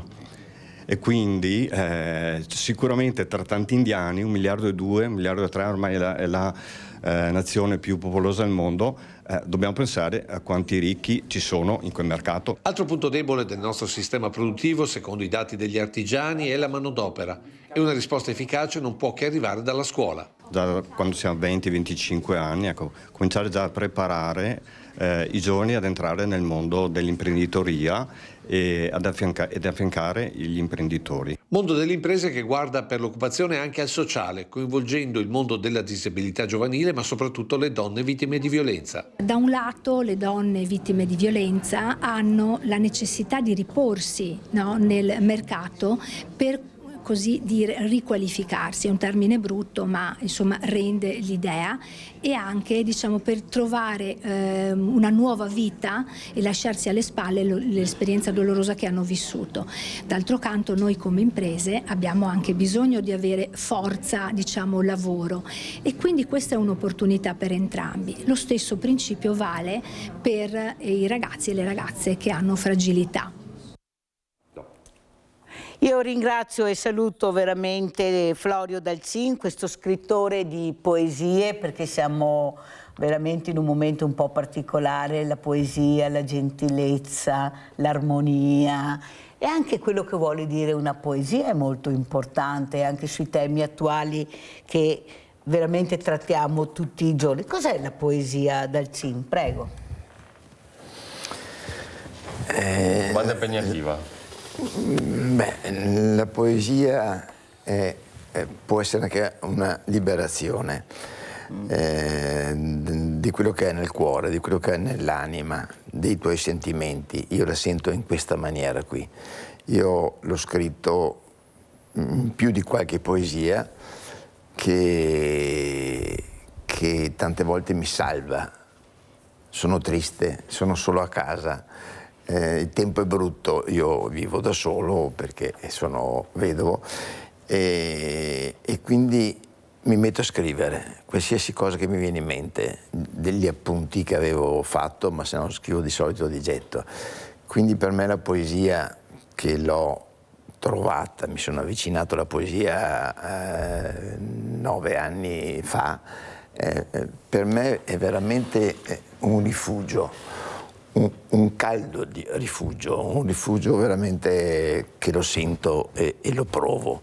Io ho fatto già 8 libri, adesso sto facendo il prossimo che si intitolerà Nel mio nuovo mondo. Perché nuovo mondo? Perché quando uno ha superato gli 80 anni come me, sono rimasto vedovo da neanche 2 anni, è un altro mondo che affronti, no? E nonostante, ripeto, che parlo sempre delle solite cose, no? Parole diverse, però il tema principale è l'amore provato e ancora sognato, perché l'amore si sogna sempre a qualsiasi età, l'amore inteso a 360 gradi. Ecco, io parlo di amore che bella per le piante, io ci parlo per le piante, io parlo dell'amore per gli animali, non solo l'amore fisico, l'amore che uno può provare. Dalzin, cosa vuol dire perdere una persona cara? Io ho aperto proprio questa trasmissione stamattina pensando a tutte le mamme che perdono il loro figlio. Ho letto anche un passaggio, il viaggio di mamma Teresa, dove questa donna è partita, è andata in Germania per trovare il figlio morto in guerra, portare a casa le spoglie. Dicono solo un amore, l'amore di una mamma può fare questo, nessuno può capire questo amore viscerale, enorme, immenso, che non finisce mai. Però penso che anche la perdita della moglie, della compagna, specialmente per la figura maschile, sia una perdita molto grande. È una perdita, specialmente se è un matrimonio che dura da tanti anni, dove c'è anche un'armonia, c'è veramente un intrigamento assieme di tutto e per tutto. Eppure si può vincere anche con qualche, con qualche hobby, con qualche passione. Ad esempio lei con la poesia: non mi sento solo, scrivo, trasmetto quello che sento, quello che vede. Quanto importante è per sconfiggere la solitudine, perché io ricevo telefonate da tutte le parti: sono sola, sono sola, sono sola. Cosa si potrebbe fare per vincere la solitudine? Anche scrivere? Ci sono tante cose da fare, oltre che scrivere, perché bisogna essere portati a fare una cosa, non solo. A me per esempio piace cucinare, mi piace giocare a golf, quindi sono iscritto, mi piace giocare al biliardo, vado a giocare a burraco, cioè dopo sono iscritto in altre fondazioni. Per non stare solo? No, l'ho sempre fatto prima, adesso è una necessità di più. Esatto. Ma anche se sono solo, ripeto, no, quello che non potevo fare 10 anni fa perché non avevo scoperto questa vena, come si può dire, no, per caso. E adesso, anche se sono solo, non sono solo, perché sono io e la poesia, non sono solo, sono in compagnia. Chieregato, abbiamo visto questa crisi, Sport Sister. Cosa vuol dire quando un imprenditore si sente solo, quando non riesce a capire che bisogna essere strutturati molto bene per superare l'asticella, se no non ce la fai, e dove vai a parare? Prima si parlava dei giovani, io ho tanti imprenditori, anche imprenditrici piccole, che sono veramente molto preoccupate: dove vado a vendere il mio prodotto? Chi me lo compra, questo made in Italy? Di sicuro non posso venderlo in Bangladesh, perché la mia scarpa non l'acquisterebbe nessuno. Non so se eri tu che l'ho già detto di queste imprenditrici che dice: dove vado? Ecco, le associazioni non è che mi supportino. Cos'è la solitudine per un imprenditore o un manager? Ma noi siamo in una società capitalista, e per cui l'impresa, voglio ricordare questo piccolo dettaglio, il PIL italiano, cioè la ricchezza prodotta in Italia, è prodotta quasi esclusivamente dalle imprese e dai lavoratori, che senza i lavoratori le imprese non esistono. Questo dobbiamo ricordarcelo. Quindi la ricchezza, tutto quello che abbiamo intorno a noi, comprese le opere pubbliche, sono possibili grazie all'ingegno e alla capacità di imprenditori e lavoratori che portano avanti idee, prodotti, innovazioni da quando esiste l'era industriale, diciamo, perché prima era tutto un po' diverso e un pochino più complicato. Detto questo, credo che una delle innovazioni, ne parlavamo prima, a livello burocratico, sarebbe quella di avere degli uffici dove persone fisiche vuol dire la signora Maria, il signor Luigi, il signor Giuseppe, si occupano di un gruppo di imprese, piccole, medie, grandi, cioè persone che hanno un incarico pubblico e quindi pagate da noi tutti, si dovrebbero occupare di queste imprese, non solo per dirgli quante tasse devono pagare ogni anno, ma anche per essere un supporto burocratico, di mercato. Per non dare dovrebbero essere associazioni di categoria che dovrebbero fare questo, Chieregato? Dipende dall'associazione. Ci sono associazioni di categoria efficaci che fanno queste cose in maniera meritoria e positiva, ci sono altre che lo fanno meno. Ci sono imprenditori che non si rivolgono a queste associazioni, spesso perché non sanno magari che potrebbero avere dei vantaggi o perché semplicemente non hanno piacere. Invece io parlo proprio di figure, perché le associazioni sono associazioni private. Io parlo di figure pubbliche che dovrebbero occuparsi delle imprese, perché le imprese sono il fondamento di quello che poi è il flusso di denaro che arriva per le opere pubbliche. Non si può fare una strada provinciale se le imprese di quel territorio non producono un profitto. Poi questo sistema può anche non piacere, ma è questo il sistema nel quale viviamo, quindi credo che, adesso parlavo di strada, ma può essere la scuola, può essere il ponte, quello che è. Ad esempio noi abbiamo una struttura, non so se lo sapete, ve lo dico, le province, che adesso sarebbero state eliminate ma non è così, si occupano essenzialmente di strade e di scuole, ok? Queste sarebbero le missioni di questi enti. Bene, nel momento in cui ti occupi di queste cose che sono importanti, dovresti anche occuparti delle imprese magari di medio o piccolo livello del tuo territorio, magari nelle regioni dovrebbero esserci quegli uffici che si occupano, la regione si occupa essenzialmente della sanità a livello di costi, dovrebbero esserci quegli uffici che si occupano delle imprese più grandi e poi magari quelle 70-80 imprese internazionali molto più strutturate dovrebbero magari essere seguite da un ufficio centrale al Ministero dello Sviluppo Economico. Questo credo che potrebbe essere una cosa efficace e fermo restando che le associazioni di categoria in molti ambiti fanno un lavoro anche di guida alle imprese. Ci sono associazioni che vanno nelle fiere anche all'estero o hanno rapporti con nazioni dove noi esportiamo primariamente un dato prodotto. Quindi anche questo ovviamente è qualcosa di buono. Però attenzione che quello è privato, va bene, però poi secondo me ci vorrebbe un intervento pubblico. Più chiaro di così. Allora sentiamo invece Florio Dalcin, l'ultimo libro, ma io vedo questo, Amore mio dove sei, perché questo titolo Dalcin? Facciamo anche vedere, sì, eccolo qua, prego Dalcin. L'ho presentato con te ma mi piace questo titolo. 3 mesi fa.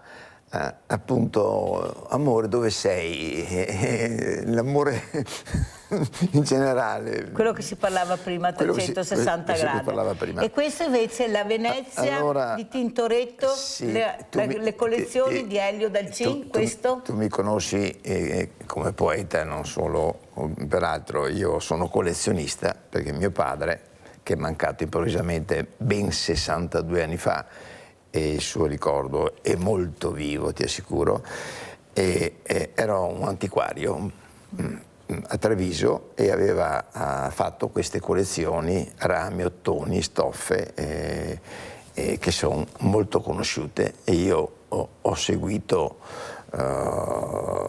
il suo esempio, mi ha trasmesso questo amore per l'arte e sono andato avanti anni, posso dire 24 anni, a ricomprare la parte di mio fratello. Quando ci siamo divisi nel 92, mio fratello è mancato 10 anni fa, era più vecchio di 10 anni di me anche, e quindi ho ricostruito e ho fatto delle mostre di un certo livello. Questa l'ho fatta a Treviso. No? Rami veneti, guardate anche questo, a Treviso, eccolo qua. Nel 2006 con 600 pezzi di rame, e questo libro lo trovi anche nella biblioteca dell'Università Yale di New York e in altri musei, perché è un libro molto ben fatto, mi hanno detto, no? E la raccolta è fatta esclusivamente di rami veneti, la maggior parte veneziani. Lo passo permesso anche a Valente che è legato, che proprio sono delle foto molto belle. L'ultima mostra, ho partecipato al museo di Palazzo Mocenigo nel 2018 durante l'anno del Tintoretto. Sì, del Tintoretto, e quindi porta sempre il nome Elio Dalcin, no? E, ripeto, sono 62 anni che è mancato, ma per me ne parlo quasi tutti i giorni. Ecco, senta Dalcin, ormai siamo in chiusura, cosa vorrebbe dire a quei giovani, come intrigarli, come appassionarli? Ieri abbiamo sentito quel servizio di quel ragazzino di 14 anni che ha scippato questa donna in pescheria, che gli ha fatto anche male. Come si fa a fare una cosa del genere? Come cercare con la bellezza, con l'arte, con la passione per intrigare i ragazzi Dalcin? Ci sono tanti bravi ragazzi in giro. Certo. Io ho una nipotina di 15 anni e ieri siamo andati ai funerali di suo papà, che è morto improvvisamente a 52 anni. Condoglianze alla famiglia, per carità. Posso dirlo, mia nipote è una gran brava ragazza. l'ho tirata su gran parte io e sua nonna, va bene a scuola, le ho insegnato a cucinare, viene a recitare poesie anche il prossimo 21 marzo, che è la giornata mondiale delle poesie, che facciamo a Conegliano, un pomeriggio di poesie. Mi aveva seguito che aveva 8 anni al museo, qui aveva 8 anni ed è una registrazione, quindi io l'ho cercata di tirare su perché le ho dedicato tanto tempo. Purtroppo non è che tanti genitori o tanti nonni hanno tempo o voglia di dedicare ai miei figli o ai nipoti. Ci sono casi, mi hanno detto stamattina che ieri mattina 3 ragazzi incappucciati di 14-15 anni, no? Alle 8 di mattina davanti all'ITIS di Conegliano hanno buttato per terra un ragazzo giovane per portargli via i 50 euro che aveva, non so come facesse averli, e giubbotto, una signora li ha visti dal terrazzo, ha chiamato le forze dell'ordine, ma prima le forze dell'ordine che ti chiedono chi è, chi non è, dov'è, avanti, passa il tempo, no? Dell'intervento, che quando sono arrivati mi hanno detto erano già andati via. E perché sti ragazzi arrivano? Un 14 anni aggredire una donna che potrebbe essere la nonna di 80 anni. Hanno aggredito un ragazzo. No, io dico quello che parlavo io. Cioè, come si fa? Chieregato, cosa sta succedendo? I valori, ecco, i valori anche della figura materna, paterna, i nonni. Ma un ragazzino di 14 anni, cioè come si fa? Poi non si è neppure fermato, le ha battuto la testa, è andata anche bene, poveretta, perché poteva rimanere secca. Ecco, come chiudiamo, Chieregato? Ma allora, io volevo chiudere diciamo, con una sprizzata di ottimismo. Tutti questi reati sono in costante diminuzione. La scolarizzazione è in costante aumento in tutte le regioni italiane. Questo non è che ci debba consolare o dire che siamo stati bravi, perché non siamo stati bravi per niente. Diventa più intollerabile quando succede una cosa del genere, perché se succedono 10 casi al giorno, non dico che ci si fa l'abitudine, ma si considera la cosa come normale, no? Quando succede un caso ogni tanto diventa più intollerabile di quando ce ne sono di più. Questa è una sensazione che riguarda qualunque cosa sgradevole, ok? Non so, se una persona ha un incidente mortale sull'autostrada, oggi fa molta più notizia rispetto a 30-40 anni fa, ma 30-40 anni fa sull'autostrada si moriva 7-8 volte di più, no?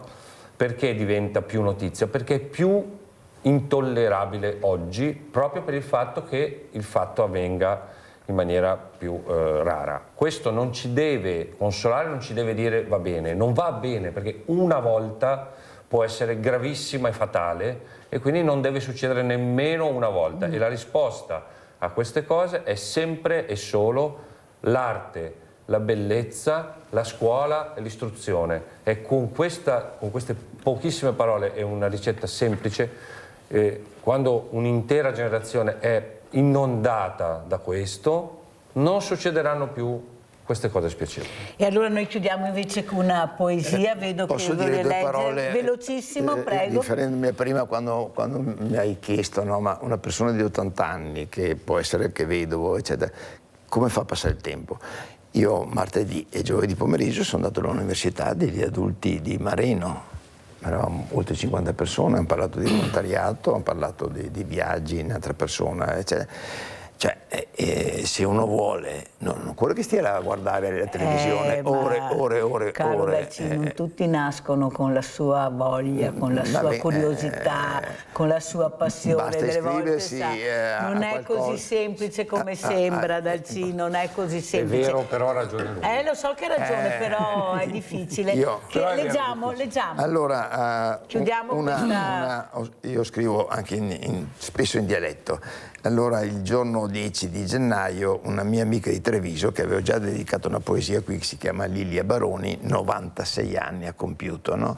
E le ho scritto un pensiero. Leggiamolo. Ecco. Stransemo-se a man, allora le ho preso, la posso fare con te? Stransemo-se a man, cara amiga, e guardemo-se in te gli occhi. Non occorre che se parliamo, gli anni se passai pressa, i fioi nevodi si diventai grandi, una velata di tristezza ne attraversa gli occhi. La consapevolezza che gli anni si ormai massa e non gli può più tornare indietro. Ringraziamo il Signore di averne fatto arrivare fin qua, anche fra tanti dispiaceri e tanti magoni. E stasera, a te dare un basetto. Che bella! Con il cuore, a nome degli amici, venuti anche da lontano per festeggiare il tuo compleanno e augurarti ancora tante emozioni. Grazie, grazie Florio Dalcin, la dedico, prego a tutti voi a casa, queste donne, avete sentito la gentilezza di quest'uomo, veramente mi fa molto piacere anche chiudere questa seconda parte. Grazie a Florio Dalcin, grazie a Valente Chieregato, pubblicità.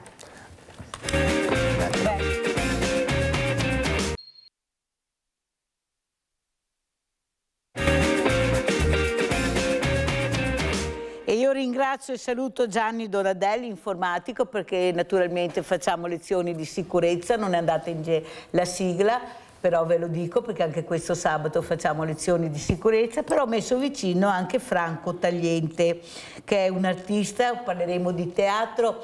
Come mai Mirella mette assieme queste due figure? Perché bisogna andare avanti, bisogna creare qualcosa di nuovo per far capire l'importanza anche di nuovi strumenti, ma soprattutto quello che mi ha colpito di Donadel quando ha detto a voi a casa: attenzione, non abbiate fretta, non schiacciate, non telefonate subito, fatevi accompagnare, perché la fretta può essere un nemico. Allora, Donadel, oggi come apriamo con queste lezioni di sicurezza? Sì, la fretta è un nemico. Non dobbiamo avere quella che si chiama anche fiducia automatica, ci viene di essere confidenti sul sito che abbiamo davanti, clicchiamo, accettiamo. Potremmo iniziare con la domanda che ha posto sabato scorso, la privacy, dov'è la privacy?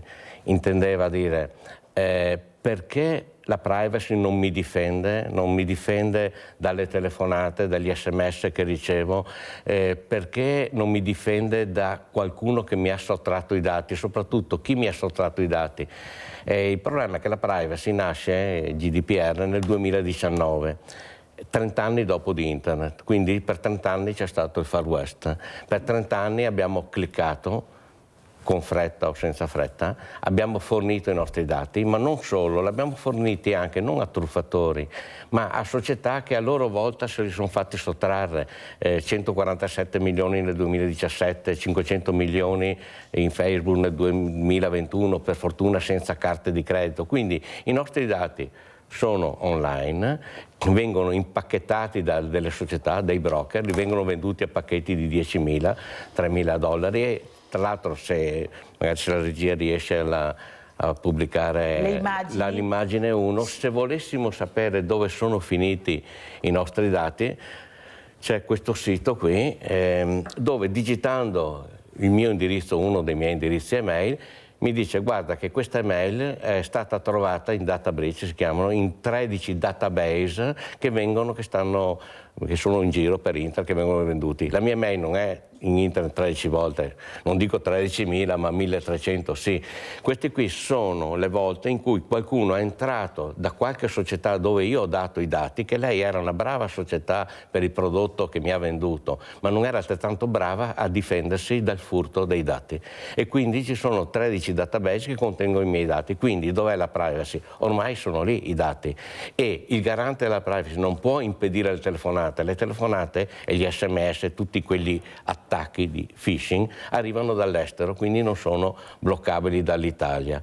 E quindi la domanda dov'è la privacy, questo è il problema. Quello che sta facendo, che diciamo il garante della privacy, è mettere delle sanzioni alle società che si fanno rubare i dati, quindi questo è l'unico deterrente. E siccome però ormai i nostri dati sono in giro, quello che dobbiamo fare è Steve Jobs nel 2005, nel suo famoso discorso all'università, 12 giugno, ha detto: siate folli, siate affamati di conoscenza, siate curiosi, e io aggiungerei però adesso siate diffidenti, non andiamo a cliccare dappertutto, perché siamo noi la difesa. Antivirus, il mio amico Diego, tecnico informatico, esperto di reti, di sicurezza, dice: il miglior antivirus, la miglior difesa è quella che fisicamente si trova fra la sedia e l'apparato, cioè siamo noi. Siamo noi che ormai le conosciamo quali sono le truffe. Se nella vita analogica incontro uno con un bastone e me lo dà in testa e il giorno dopo usa un badile e poi una mazza da baseball, è chiaro, cambio strada.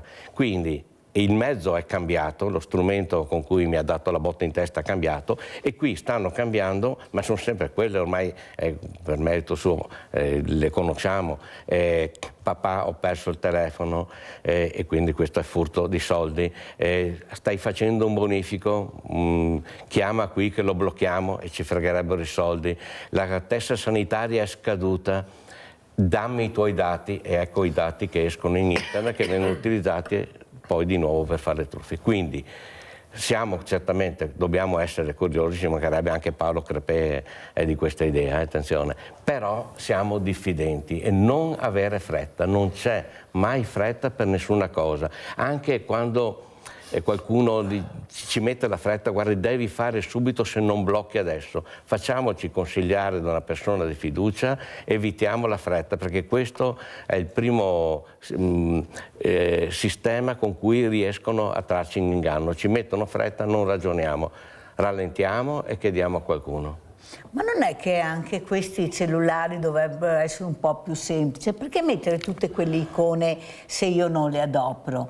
Ecco, perché le app, devi scaricare le app. Ecco, anche le app, quanto importanti sono e che app si devono scaricare, Donadel? Servono proprio tutte, quando dici devi scaricare l'app per fare questo, devi scaricare l'app per fare l'altro. Allora, oltre alle icone abbiamo anche le app. Ma chi è che ne va fuori di questo circuito vizioso? Prego. Noi dobbiamo venire fuori, perché siamo noi che le abbiamo scaricate, non è che qualcuno ce ne infili dentro. Le abbiamo scaricate per curiosità, qualcuna è utile, qualcuna non è utile. Eliminiamo le app che non usiamo, facciamoci consigliare, perché per eliminarla il cosa è eliminarle, il come è anche semplice, basta tenere premuto, elimina. Attenzione. Quale tasto? No, sull'app stessa. Sull'app si preme stessa. No, perché devo spiegare bene, sì, Donadel, mica sì, fare, sennò che non vadano su impostazioni. Sì, esatto, questo è il come comunque. Il come ci facciamo aiutare. Attenzione che se io ho scaricato un'app per prendere degli appunti, assieme all'app vanno via anche gli appunti, quindi facciamoci aiutare. Però meno app abbiamo, meno notifiche abbiamo, più riusciamo a rimanere concentrati su quella che può essere invece la cosa dannosa, che ripeto sono solo due: o ci svuotano il conto oppure ci chiedono i nostri dati, e con i nostri dati poi fanno attacchi su di noi o su di altri. Quindi calma, riflessione, non c'è mai nessuna fretta. Eliminiamo le app, teniamo anche aggiornato il sistema. Aggiornare il sistema, quando vediamo c'è un aggiornamento, l'aggiornamento ha due valenze: o c'è una nuova funzionalità, il pulsante più grande, più chiaro, più comodo, oppure sono aggiornamenti di sicurezza, perché tecnicamente qualcuno potrebbe entrarmi senza che io faccia niente, il telefono è qui fermo, io non sto toccando, può entrarmi nel telefono, però lo fanno, sono bravissimi, non moralmente bravi, tecnicamente bravi, e riescono appunto a prendere il controllo del telefono senza che io faccia nessuna azione, mandando dei comandi che neanche non sono visibili, neanche un SMS dove io debba cliccare sopra. Però lo fanno, non so, possono andare da un direttore di banca, vanno da un amministratore dove ha senso dedicare energie per questo. Invece noi veniamo purtroppo truffati per colpa nostra, involontariamente, per la fretta, da quegli sistemi che si chiamano phishing, cioè l'SMS che arriva, la chiamata che arriva, possiamo andare anche a vedere, visto che lei giustamente dice... Eccolo qua, vediamo. Sì, questo qui, ecco. In pratica avevo perso quella telefonata, è il mio questo qui, no? Ma quel prefisso là è della Lituania, ma chi mi chiama dalla Lituania? Quell'altro per fortuna si vede anche Spagna, ma se io anche fossi Lasciate queste immagini per cortesia, grazie, prego. Se anche io fossi un idraulico, no? Che dico, ma io non posso non rispondere a un cliente, ma se il cliente spagnolo intanto che vado lì ha svuotato l'acquedotto della città con la perdita che ha, quindi non può, quindi rosso, il bottone rosso, come diceva Mirella, chiudi, sopra, bottone rosso, giù, cerchiato, blocca, blocchiamolo, non richiamerà più. No il verde, il rosso. No il verde. State attenti quando premete, sì. ecco, siate concentrati. Perché fortunatamente ci hanno dato una mano, il governo, le istituzioni, che da agosto e poi da novembre i numeri arrivano dall'estero, perché sono sempre arrivati dall'estero, ma venivano camuffati come numeri italiani. Adesso non lo possono più fare, salvo se andiamo su quella successiva, che c'era un 0437 e io ho il dentista, il mio amico Sergio, da Belluno, quindi lì vedo Belluno, mi direbbe, ma dico, ma no, non può essere lui perché apparirebbe il suo nome, quindi clicco su informazioni, sotto su quella centrale blocca e blocco il contatto, quindi diffidare sempre. Mirella da Riese Pio X, vai Mirella.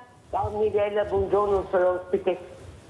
Voglio dire, 2 settimane fa una signora mi ha telefonato e ha detto che è stata mandata dal comune di Riese e ha detto che c'è il depuratore gratis.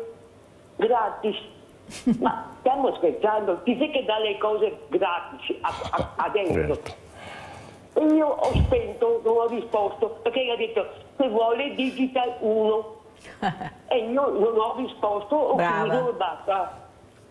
Ecco, noi vi insegniamo a non rispondere, non rispondete. Sì, non brava, bravissima. Bravissima. Neanche il cane muove la coda per esatto, niente. Nessuno regala non arriva niente di Allora, gratis. Tagliente, come fare a entrare anche tramite il teatro la conoscenza di questi nuovi strumenti? Farlo in maniera anche culturale, perché bisogna anche che iniziamo a parlare di queste cose, perché non mi sembra che in giro, che se ne vendano tanti, sì, perché chi è che non ha il cellulare, uno strumento? Però che si sappiano adoperare come la patente ormai. Prendo la patente ma non ho detto che so guidare. Ho il telefonino ma non lo so adoperare. Questo è il grande dramma. Prego Tagliente. Allora, ecco il teatro, la cultura. Qua può aiutare. distinguiamo, un conto è istruire, formare, un conto è educare. Il teatro per sua vocazione ha più una natura come strumento di educazione. Gli strumenti di informazione e di istruzione possono essere altri, migliori del teatro. Tu non fai una rappresentazione teatrale per insegnare a usare il cellulare o il computer. Una rappresentazione teatrale, in particolare quelle di cui mi occupo io, è una rappresentazione che porta in scena una situazione critica perché gli spettatori prendano consapevolezza di questo, esatto, e si abituino a delle risposte diverse di quelle che abitualmente danno a quella criticità. Ora, nella situazione che stiamo vedendo noi, l'elemento centrale è emerso, è la fretta, ma bisogna domandarci dove nasce la fretta, perché se non noi andiamo a cogliere qual è il sostegno della fretta, che è uno dei 2 mali più grandi dell'umanità. Fretta e ambizione sono all'origine di tutte le problematiche. La fretta ha una natura diversa. La fretta è la paura del vuoto, la paura del silenzio, la paura dell'esclusione, la paura della mancanza di connessione. E quanto più le connessioni diventano facili, tanto più ci inondano e tanto più noi abbiamo l'ansia di seguire tutte le connessioni. E quindi perdiamo una delle qualità dell'uomo, che è la presenza di spirito. La presenza di spirito è concentrazione. Se non ci riabituiamo alla concentrazione, e questo può servire il teatro, che ti ferma, che non ti fa fretta la concentrazione, diciamo, delle performance teatrali che abituino ad agire nella concentrazione, quindi non soltanto dicendo è una cosa giusta a livello mentale, perché quello lo dicono tutti, ma ti abitua a trasformare l'idea in azione. Quindi la domanda è: ma tu, per vincere la fretta che hai compulsiva di premere il click e dare l'invio, che tipo di esercitazione devi fare per abituarti ad attendere 3 secondi, non 3 minuti, no? O 2 ancora basterebbe Mi uno. devi però educare a non avere fretta. Esatto, e quindi questo tu lo puoi rappresentare facendo vivere agli spettatori le situazioni paradossali che si verificano quando tu per fretta, per compulsione ti vai a ficcare in una delle situazioni che prima sono state dette. Donadè, andiamo avanti, cosa guardiamo adesso? No, continuiamo, Prego. come diceva, compulsività. Compulsività. Tra l'altro, ma sono io che governo l'apparato o lui che governa me? Guardiamo intanto le foto delle icone con le impostazioni intanto che parliamo, prego. La 4 allora. In pratica quando mi arriva una notifica io sono obbligato a mettere il dito e tirarla su. Certo. Quindi a questo punto è lui che mi controlla. Però perché la Mirella non risolve il problema dicendo non stiamo a utilizzarli? Giustamente non si può fare, No. Chiaramente, quindi dobbiamo imparare a utilizzarli. La tecnologia sta arrivando troppo velocemente. Qualcuno però potrebbe darci una mano, perché dopo il caso della signora Carla che non ha più trovato gli orari dell'autobus e doveva inquadrare il QR code per ottenerli, il mio amico Roberto ieri mi fa notare che lui vorrebbe leggere il giornale cartaceo, ma le edicole stanno chiudendo. In Francia vengono sovvenzionati sul Rive Gauche, le librerie li aiutano, non si tratta di fare questo, diamo la possibilità a qualcuno di trovare il giornale al supermercato, in un bar, perché altrimenti da una parte, quello diceva lei, stiamo atrofizzando il cervello, non lo teniamo allenato e poi atrofizziamo anche il corpo, che non possiamo andare a fare 2 passi. Non posso dirgli quindi alla signora Carla prenditi il telefono e inquadra il QR code, e a Roberto di Allora dirgli, guardiamo invece il QR code, prenditi un guardiamo tablet. qua, queste icone qua, ad esempio la prima, relax, cos'è questa icona? Vabbè, non è la mia però, certamente... No, ma vedete quante, certo, quante icone che ci sono, che magari diversamente i giovani infatti, anche no? L'abbiamo scaricata forse per necessità, molto probabilmente per curiosità, Esatto. Quindi la domanda da porci, ma la sto usando? Se non la sto usando, clicchiamoci sopra e cancelliamolo. Post ID è quello del post Basta italiano. Basta piazzare sopra sì, l'icona tenendo e la si premuta, ti appare un menu e ti dice di cancellarla. L'altra è dalla banca, attenzione, pericolosa, vi ricordo il telefono deve avere il codice, perché se io prendo in mano quel codice, quel telefono senza codice, vado dentro e lì comincio post italiano e mi faccio un bonifico. Fermo, Tagliente ha il codice sul telefono? Sì. Ah, meno male, così andiamo mancherebbe. bene. Prego, Perché ha sentito la trasmissione della Mirella, per quello. Bravo, questo è il codice. Codice sul telefono, andiamo sul telefono, codice sul telefono, PIN che è sempre un codice sulla SIM, perché se mi estraggono la SIM, il telefono è protetto, tiro fuori la SIM e mi consumano il credito. Gli abbonamenti non ci rispingono dentro, siamo noi che li abbiamo fatti, come le app, le abbiamo scaricate noi, cancelliamoli, controlliamo gli abbonamenti. L'ho fatto volontariamente, mi serviva quella rivista, non la sto più usando. Cosa? Elimino l'abbonamento. Come? Se lo so fare bene, altrimenti mi faccio aiutare. Alcuni abbonamenti però li abbiamo nel nostro apparato, li abbiamo scaricati con l'inganno, perché mi hanno fatto capire che per vedere quel video, che poi non c'entrava niente con quello che cercavo, non avrei speso niente, ma dovevo fare l'abbonamento a zero il primo giorno, certo. 34 il secondo. Quindi controlliamo gli abbonamenti, perché ormai quei 34 euro sono andati, ma il mese dopo non si rinnova. Facciamoci aiutare a controllare gli abbonamenti e poi controlliamo anche negli estratti conto. Che è molto importante. Allora andiamo a vedere anche questa foto che ha portato questo Tagliente, questa locandina. È importante capire anche cosa fa Tagliente per educare. Prego Tagliente. Allora noi dal 20 di questo mese per 3 serate, una a febbraio, una a marzo e una ad aprile, partiremo 3 performance a Silea che affronteranno 3 tematiche diverse. La prima, quella del 20 di questo mese, è la tematica dei bisogni della famiglia. E ecco, quindi, questo è un bisogno della famiglia, ad esempio. Sì, se viene sentito dagli spettatori come bisogno lo si può affrontare, ma la serata parte dai bisogni che le persone in sala manifestano. Allora i bisogni di una famiglia sono numerosi, Quindi su quello che sono i bisogni più sentiti andiamo a proporre una rappresentazione scenica con gli attori e successivamente gli spettatori cercheranno di individuare qual è la soluzione per far fronte a quel bisogno. Naturalmente parliamo di bisogni, ma i bisogni il più delle volte si nascondono dietro i panni dei desideri. I desideri mascherano i bisogni, quindi quello che noi crediamo sia un bisogno in realtà è un desiderio che cerchiamo di soddisfare perché non abbiamo consapevolezza del bisogno sottostante. Ecco la ragione per la quale tutte le azioni di comunicazione, la pubblicità, punta sui desideri, perché i desideri si trasformano in acquisto di merci e l'acquisto di merci genera un volume di attività planetarie che poi è quello che porta alla situazione nella quale ci troviamo. Quando invece i bisogni, per esempio, il bisogno di qual è il bisogno che noi abbiamo o dovremmo soddisfare per riuscire a vincere la fretta? Qual è il bisogno che si nasconde dietro la fretta? Allora, i bisogni sono soltanto 5, non sono migliaia, sono migliaia di desideri.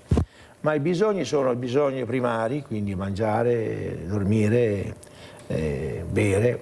Poi abbiamo i bisogni di sicurezza, poi abbiamo bisogno di appartenenza sociale, abbiamo il bisogno di far parte di qualche comunità, poi abbiamo il bisogno di riconoscimento sociale, quindi abbiamo bisogno di stima, che qualcuno stimi per quello che facciamo, e poi abbiamo i bisogni più elevati che sono i bisogni di autorealizzazione. Ora la domanda è: questo desiderio di cliccare velocemente e di andare a guardare a destra e a sinistra, quale bisogno nasconde? E perché il bisogno, e qua vado da Donadel, di rispondere subito al telefono? Suona il telefono, io devo correre a rispondere.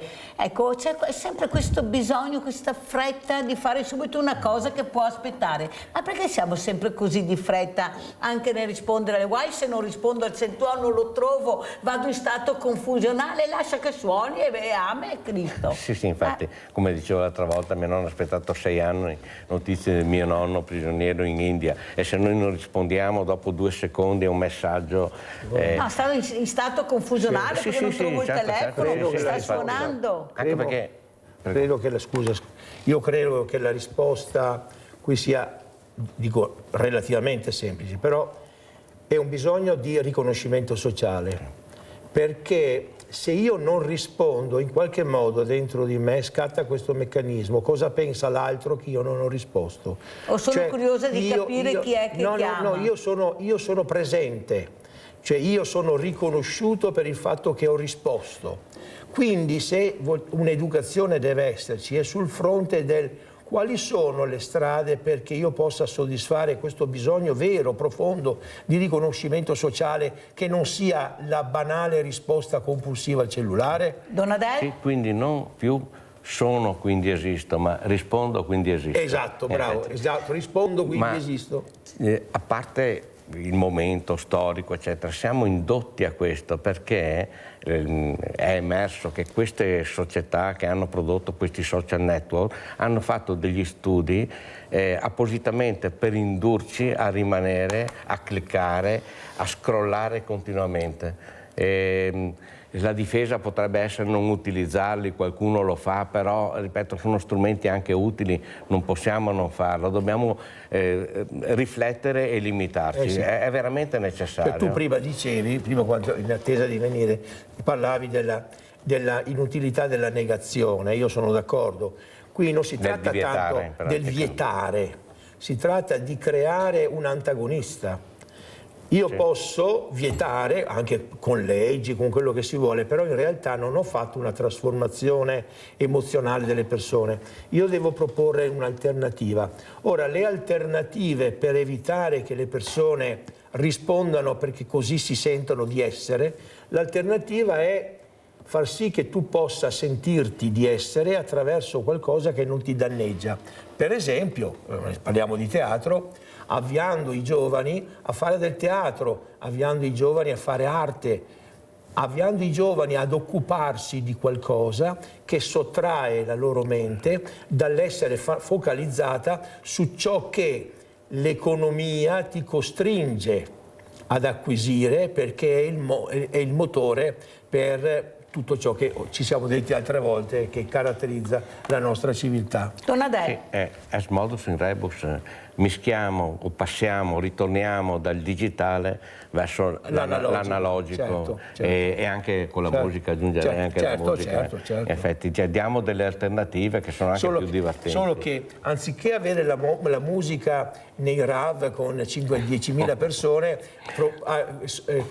stimolare la musica fatta, no? Cioè essere musicista attivo, non un musicista passivo. Non assolutamente attivo, sì, in effetti. Noi per esempio, io ho 2 figli che si sono dedicati fin da bambini, l'uno al pianoforte e l'altro al violino, e io dico che è stata una grazia di Dio, perché realmente questo, oltre allo studio, li ha sottratti dall'essere interessati ad altro, quindi hanno loro scelto di fare musica. Allora andiamo a vedere questa presentazione degli ecoisti con Franco Tagliente, poi commentiamo.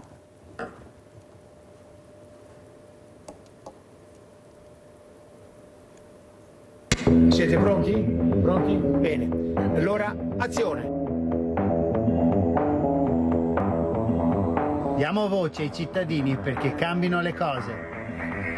Portiamo in scena ciò che piace alla gente.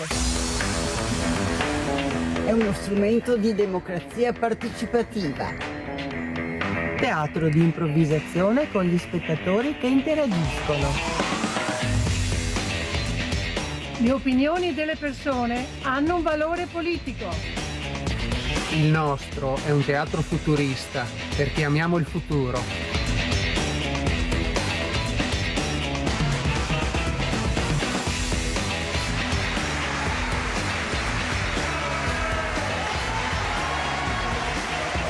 Raccontaci la tua storia, partecipa.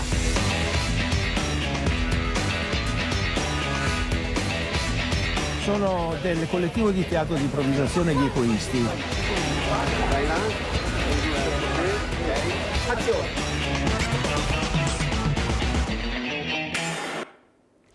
Con gli algoritmi si potrà veramente parlare in futuro anche con il teatro? Noi abbiamo visto, ecco, questi personaggi, raccontare magari anche le truffe, perché bisogna pure iniziare, perché la foto, il video è molto importante. Ecco, tramite il teatro potremo arrivare all'intelligenza artificiale, agli algoritmi, come adoperarli? Io ho fatto un'esperienza veramente molto interessante, che è diventato un libro che è di prossima pubblicazione, Io e il drago e l'algoritmo, ed è il resoconto di un dialogo tra un uomo e un algoritmo. Cioè io ho riflettuto... Spieghiamo cos'è l'algoritmo, perché a casa non lo sanno mica molti. L'algoritmo è l'intelligenza... Facciamolo dire a lui. Ecco. Allora, tecnicamente l'algoritmo è un'altra cosa, è una ripetizione di azioni che danno lo stesso risultato, ma ormai con algoritmo intendiamo l'intelligenza artificiale in modo improprio, quando in realtà l'intelligenza artificiale agisce per probabilità, però è giusto chiamarlo algoritmo, tant'è che Benanti lo dice, parla anche di algoretica, quindi ormai diciamo che l'algoritmo è il computer dall'altra parte che fa... Ecco. Allora l'esperienza che ha dato vita a questo libro è un'esperienza di questo genere. Noi quando entriamo in un sistema, una sistema, facciamo delle domande e lui ti dà delle risposte, no? È una specie di intelligenza artificiale. Allora le do un appoggio. Le domande si chiamano prompt, esatto. E la risposta si chiama inferenza, e non è la risposta che a me meraviglia dopo 47 anni di lavoro, è la comprensione della domanda che io faccio in italiano, traduce in inglese, è una cosa coinvolgente. Esattamente. Allora io usiamo parole più semplici, allora tu fai una domanda ed ottieni una risposta. Una volta si andava a sfogliare le pagine di un'enciclopedia ed era un altro discorso, bene. Allora mi sono detto, adesso io voglio interagire con l'algoritmo dicendogli fin dall'inizio, guarda che adesso io ti faccio le domande, però anche tu mi devi fare delle domande. E la risposta immediata che mi ha dato è: sono qua, sono pronto per fare anch'io delle domande. E ho incominciato con la prima domanda. La prima domanda è stata: mia suocera mi dice, ma a cosa serve tutto questo?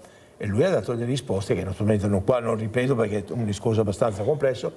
Così facendo siamo andati avanti diverse ore a dialogare. E la cosa incredibile è che la risposta alla domanda alla quale io tenevo, che è questa: ma l'uomo deve aver paura della superintelligenza artificiale di cui si parla, eccetera, eccetera, quindi questa evoluzione dell'intelligenza artificiale? La risposta è stata sì. Certo. La risposta è stata sì. Però, nel contempo, puoi scongiurare i rischi collegati se tu uomo ti riappropri della tua umanità.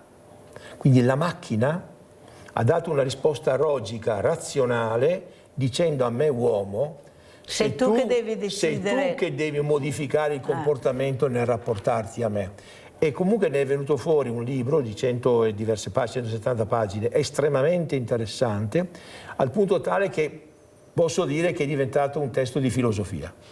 Don Adel, come continuare allora in questo percorso molto impervio, ecco, per arrivare poi all'intelligenza artificiale, perché con l'intelligenza artificiale riesco a fare tante cose. Io ho avuto un insegnante, voi lo sapete, che ha detto: non do più i compiti a casa, perché arrivavano tutti quei compiti fatti con l'intelligenza artificiale. Ecco, e la parola etica anche abbinata ai nuovi strumenti, a questa nuova generazione di pensiero anche, che noi dobbiamo mettere sempre la parola etica, se no non ne andiamo fuori. Qui se qualcuno non ferma, chissà dove arriveremo. Cominciamo già a sentire in Cina e in Giappone che hanno la fidanzatina artificiale, cioè attenzione, perché bisogna che qualcuno capisca che a livello sanitario può essere molto utile, però poi andiamoci piano, prego. Poi si innamora, lei, il famoso film Lei, la Caterina, io Caterina, nel film di Sordi. Dunque, vediamo un attimo come possiamo importare il ragionamento. Veloce, siamo in chiusura. Allora, intanto lo farei comunque spiegare quello che l'esercizio che ha fatto lui. Sì. Lei ha nominato i compiti a scuola. E il problema è che i ragazzi si fanno non solo aiutare dall'intelligenza artificiale a scrivere il compito, ma addirittura dicono: mi scrivi un compito mettendoci anche gli errori che farebbe un ragazzo di 14 anni. Quindi questa è la cosa pericolosa, ma lo facciamo anche noi in ufficio, quando prendiamo le mail e diamo in pasto per farci fare una sintesi, quando ci facciamo fare delle presentazioni che poi si capisce che sono state fatte dall'intelligenza artificiale, però parlava del professore che dice: ma non faccio più fare neanche i compiti. C'è un professore invece che ha fatto una cosa corretta, cioè: tanto ho capito che l'avete fatto con l'intelligenza artificiale, adesso mettiamo in moto il cervello, leggete quello che non avete fatto voi ma perché è stato scritto dal computer, e vediamo dove è sbagliato. Cioè fate l'analisi di quello che ha portato a suo favore. Aspetta che finisce, prego. Sì, ha portato a suo favore questa modalità sbagliata di farsi prendere la mano, di delegare, perché altrimenti, ripeto, atrofiziamo il cervello. Certo. L'algoritmo nel dialogo che ho avuto con lui, quando ti prende la parola, ti dà sempre ragione. A un certo punto, dopo diverse ore, gli ho fatto questa domanda: ma tu, quando incominci, mi dai sempre ragione. Io adesso ti dico, rivedi tutto il nostro dialogo e tu devi mettere in evidenza la critica di tutto ciò che abbiamo detto. Ha riscritto tutto, evidenziando punto per punto le cose che secondo lui bisognerebbe fare in maniera diversa. Voglio concludere con un antico ricordo, qualcosa come 60 anni fa, professor Baio, chissà chi se lo ricorda, insegnante di ragioneria. Eravamo mi pare la prima, la seconda, la terza ragioneria, e compito in classe, e lui ha visto che qualcheduno di noi copiava. Lui non ha fatto grandi discorsi, se non uno. Ha detto: guardate, voi potreste anche riuscire a copiare in questo compito e io non me ne accorgo, ma non tutti i compiti dell'anno ma mettiamo caso che anche ci riusciate e voi passate all'anno prossimo, prima o poi qualcheduno vi vede, ma facciamo finta anche che voi vi diplomiate copiando, diventate ragionieri, dopo aver copiato, il conto ve lo presenterà la vita. Questo ci disse. Esatto. Prego, Donadel. Approfitto. Si parla di non dare i voti a scuola. Si parla, si riparla. Noi verremo comunque giudicati dopo, quindi se il bambino non viene, il ragazzo non viene giudicato col compito che ha fatto, verrà giudicato nel lavoro, verrà giudicato quando va a fare il colloquio, verrà giudicato dalla società, quindi non è giusto non dare i voti. Allora, come chiudiamo con la parola truffa invece, Donadel? Beh, con la parola truffa potrei farne vedere una che è velocissimo? Un misto a quella del parcheggio, la 7. La In 7. pratica è una truffa che è un misto fra l'analogico e il digitale. Parlo per chi con il telefono acquista, paga il parcheggio velocemente. In pratica vado lì, inquadro il QR code per pagare il parcheggio. Peccato che il QR code della 7 qui sia appiccicato sopra. Cioè sopra al QR code del parcheggio ce n'è un altro, l'ho provato oggi proprio con chi stava facendo manutenzione alla macchina. Eccolo qua. Sì, esatto. Quindi in pratica l'unica cosa da fare è con l'unghia provare a vedere se il QR code che sto inquadrando è quello vero o se quello vero è sotto, perché se inquadro quello lì do l'1,50 o 150 euro al truffatore, però do i dati della mia carta di credito. Perciò bisogna grattare con l'unghia, con l'unghietta e vedere perché cosa c'è sotto. Si sono inventati anche avete capito cosa avete imparato questa mattina? Un'altra truffa mascherata. Però possiamo pagare in contanti. Che forse è meglio. Sì, solo che io al mattino trovo sempre le tasche vuote perché vanno dentro nel salvadanaio. Grazie veramente a Gianni Donadel informatico, grazie a Franco Tagliente, veramente grazie per essere stato questo artista, attivista, scrittore, maestro, un po' tutto, perché avete sentito come spiega le cose che fa, perciò complimenti, grazie. Adesso andiamo a vedere il vostro assegno, a chi è andato i vostri assegni. È arrivato Babbo Natale che li farà pescare un numero e così sceglierà vediamo se è fortunato, che regalo, vediamo, caramba che sorpresa, che fortuna che avrà vediamo che numero, perché gli amici di Rete Veneta hanno fatto qualcosa, si sono superati. Numero 78.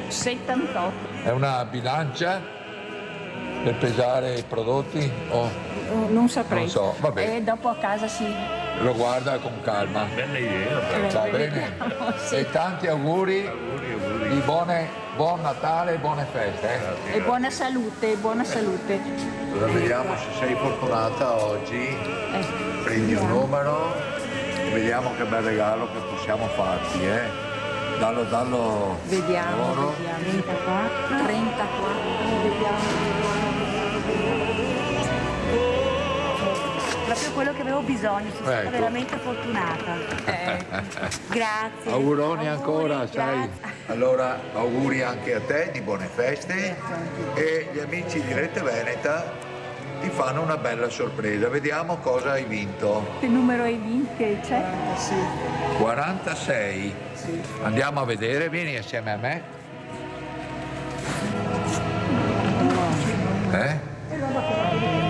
Perfetto. Grazie mille, solidario, grazie tanto della forza che mi hanno dato, felice, anche bambino felice, grazie, buon Natale, grazie mille.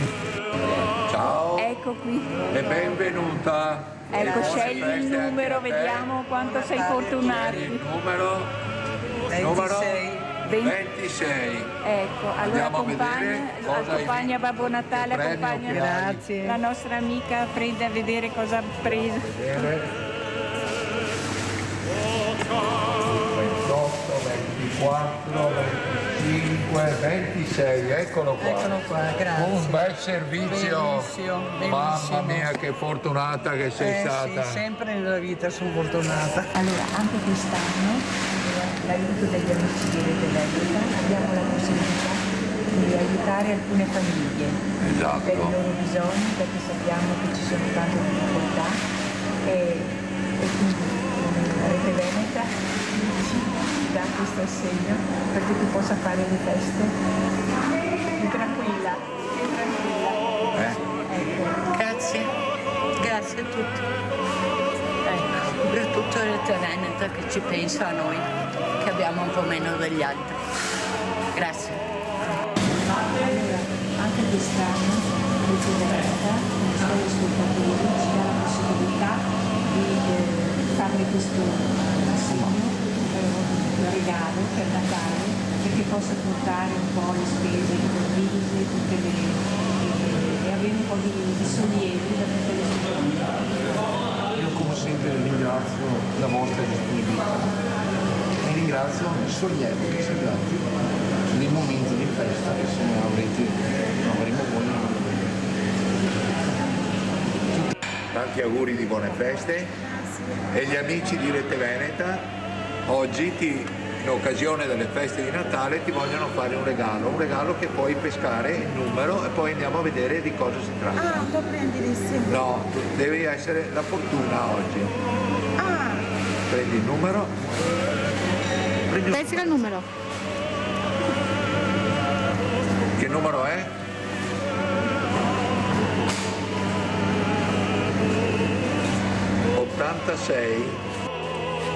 Anche quest'anno è in grado di darvi un supporto per il Natale, per sopportare l'inverno. Certo. Ecco, a tante famiglie che ci vengono a trovare questa settimana, e quindi ringraziamo Rete Veneta perché con i suoi ascoltatori ci supporta anche noi come Banco Solidale. Certo. E tutte le famiglie che vengono a trovarci in settimana. Va bene, grazie mille. Grazie altrettanto a voi, grazie.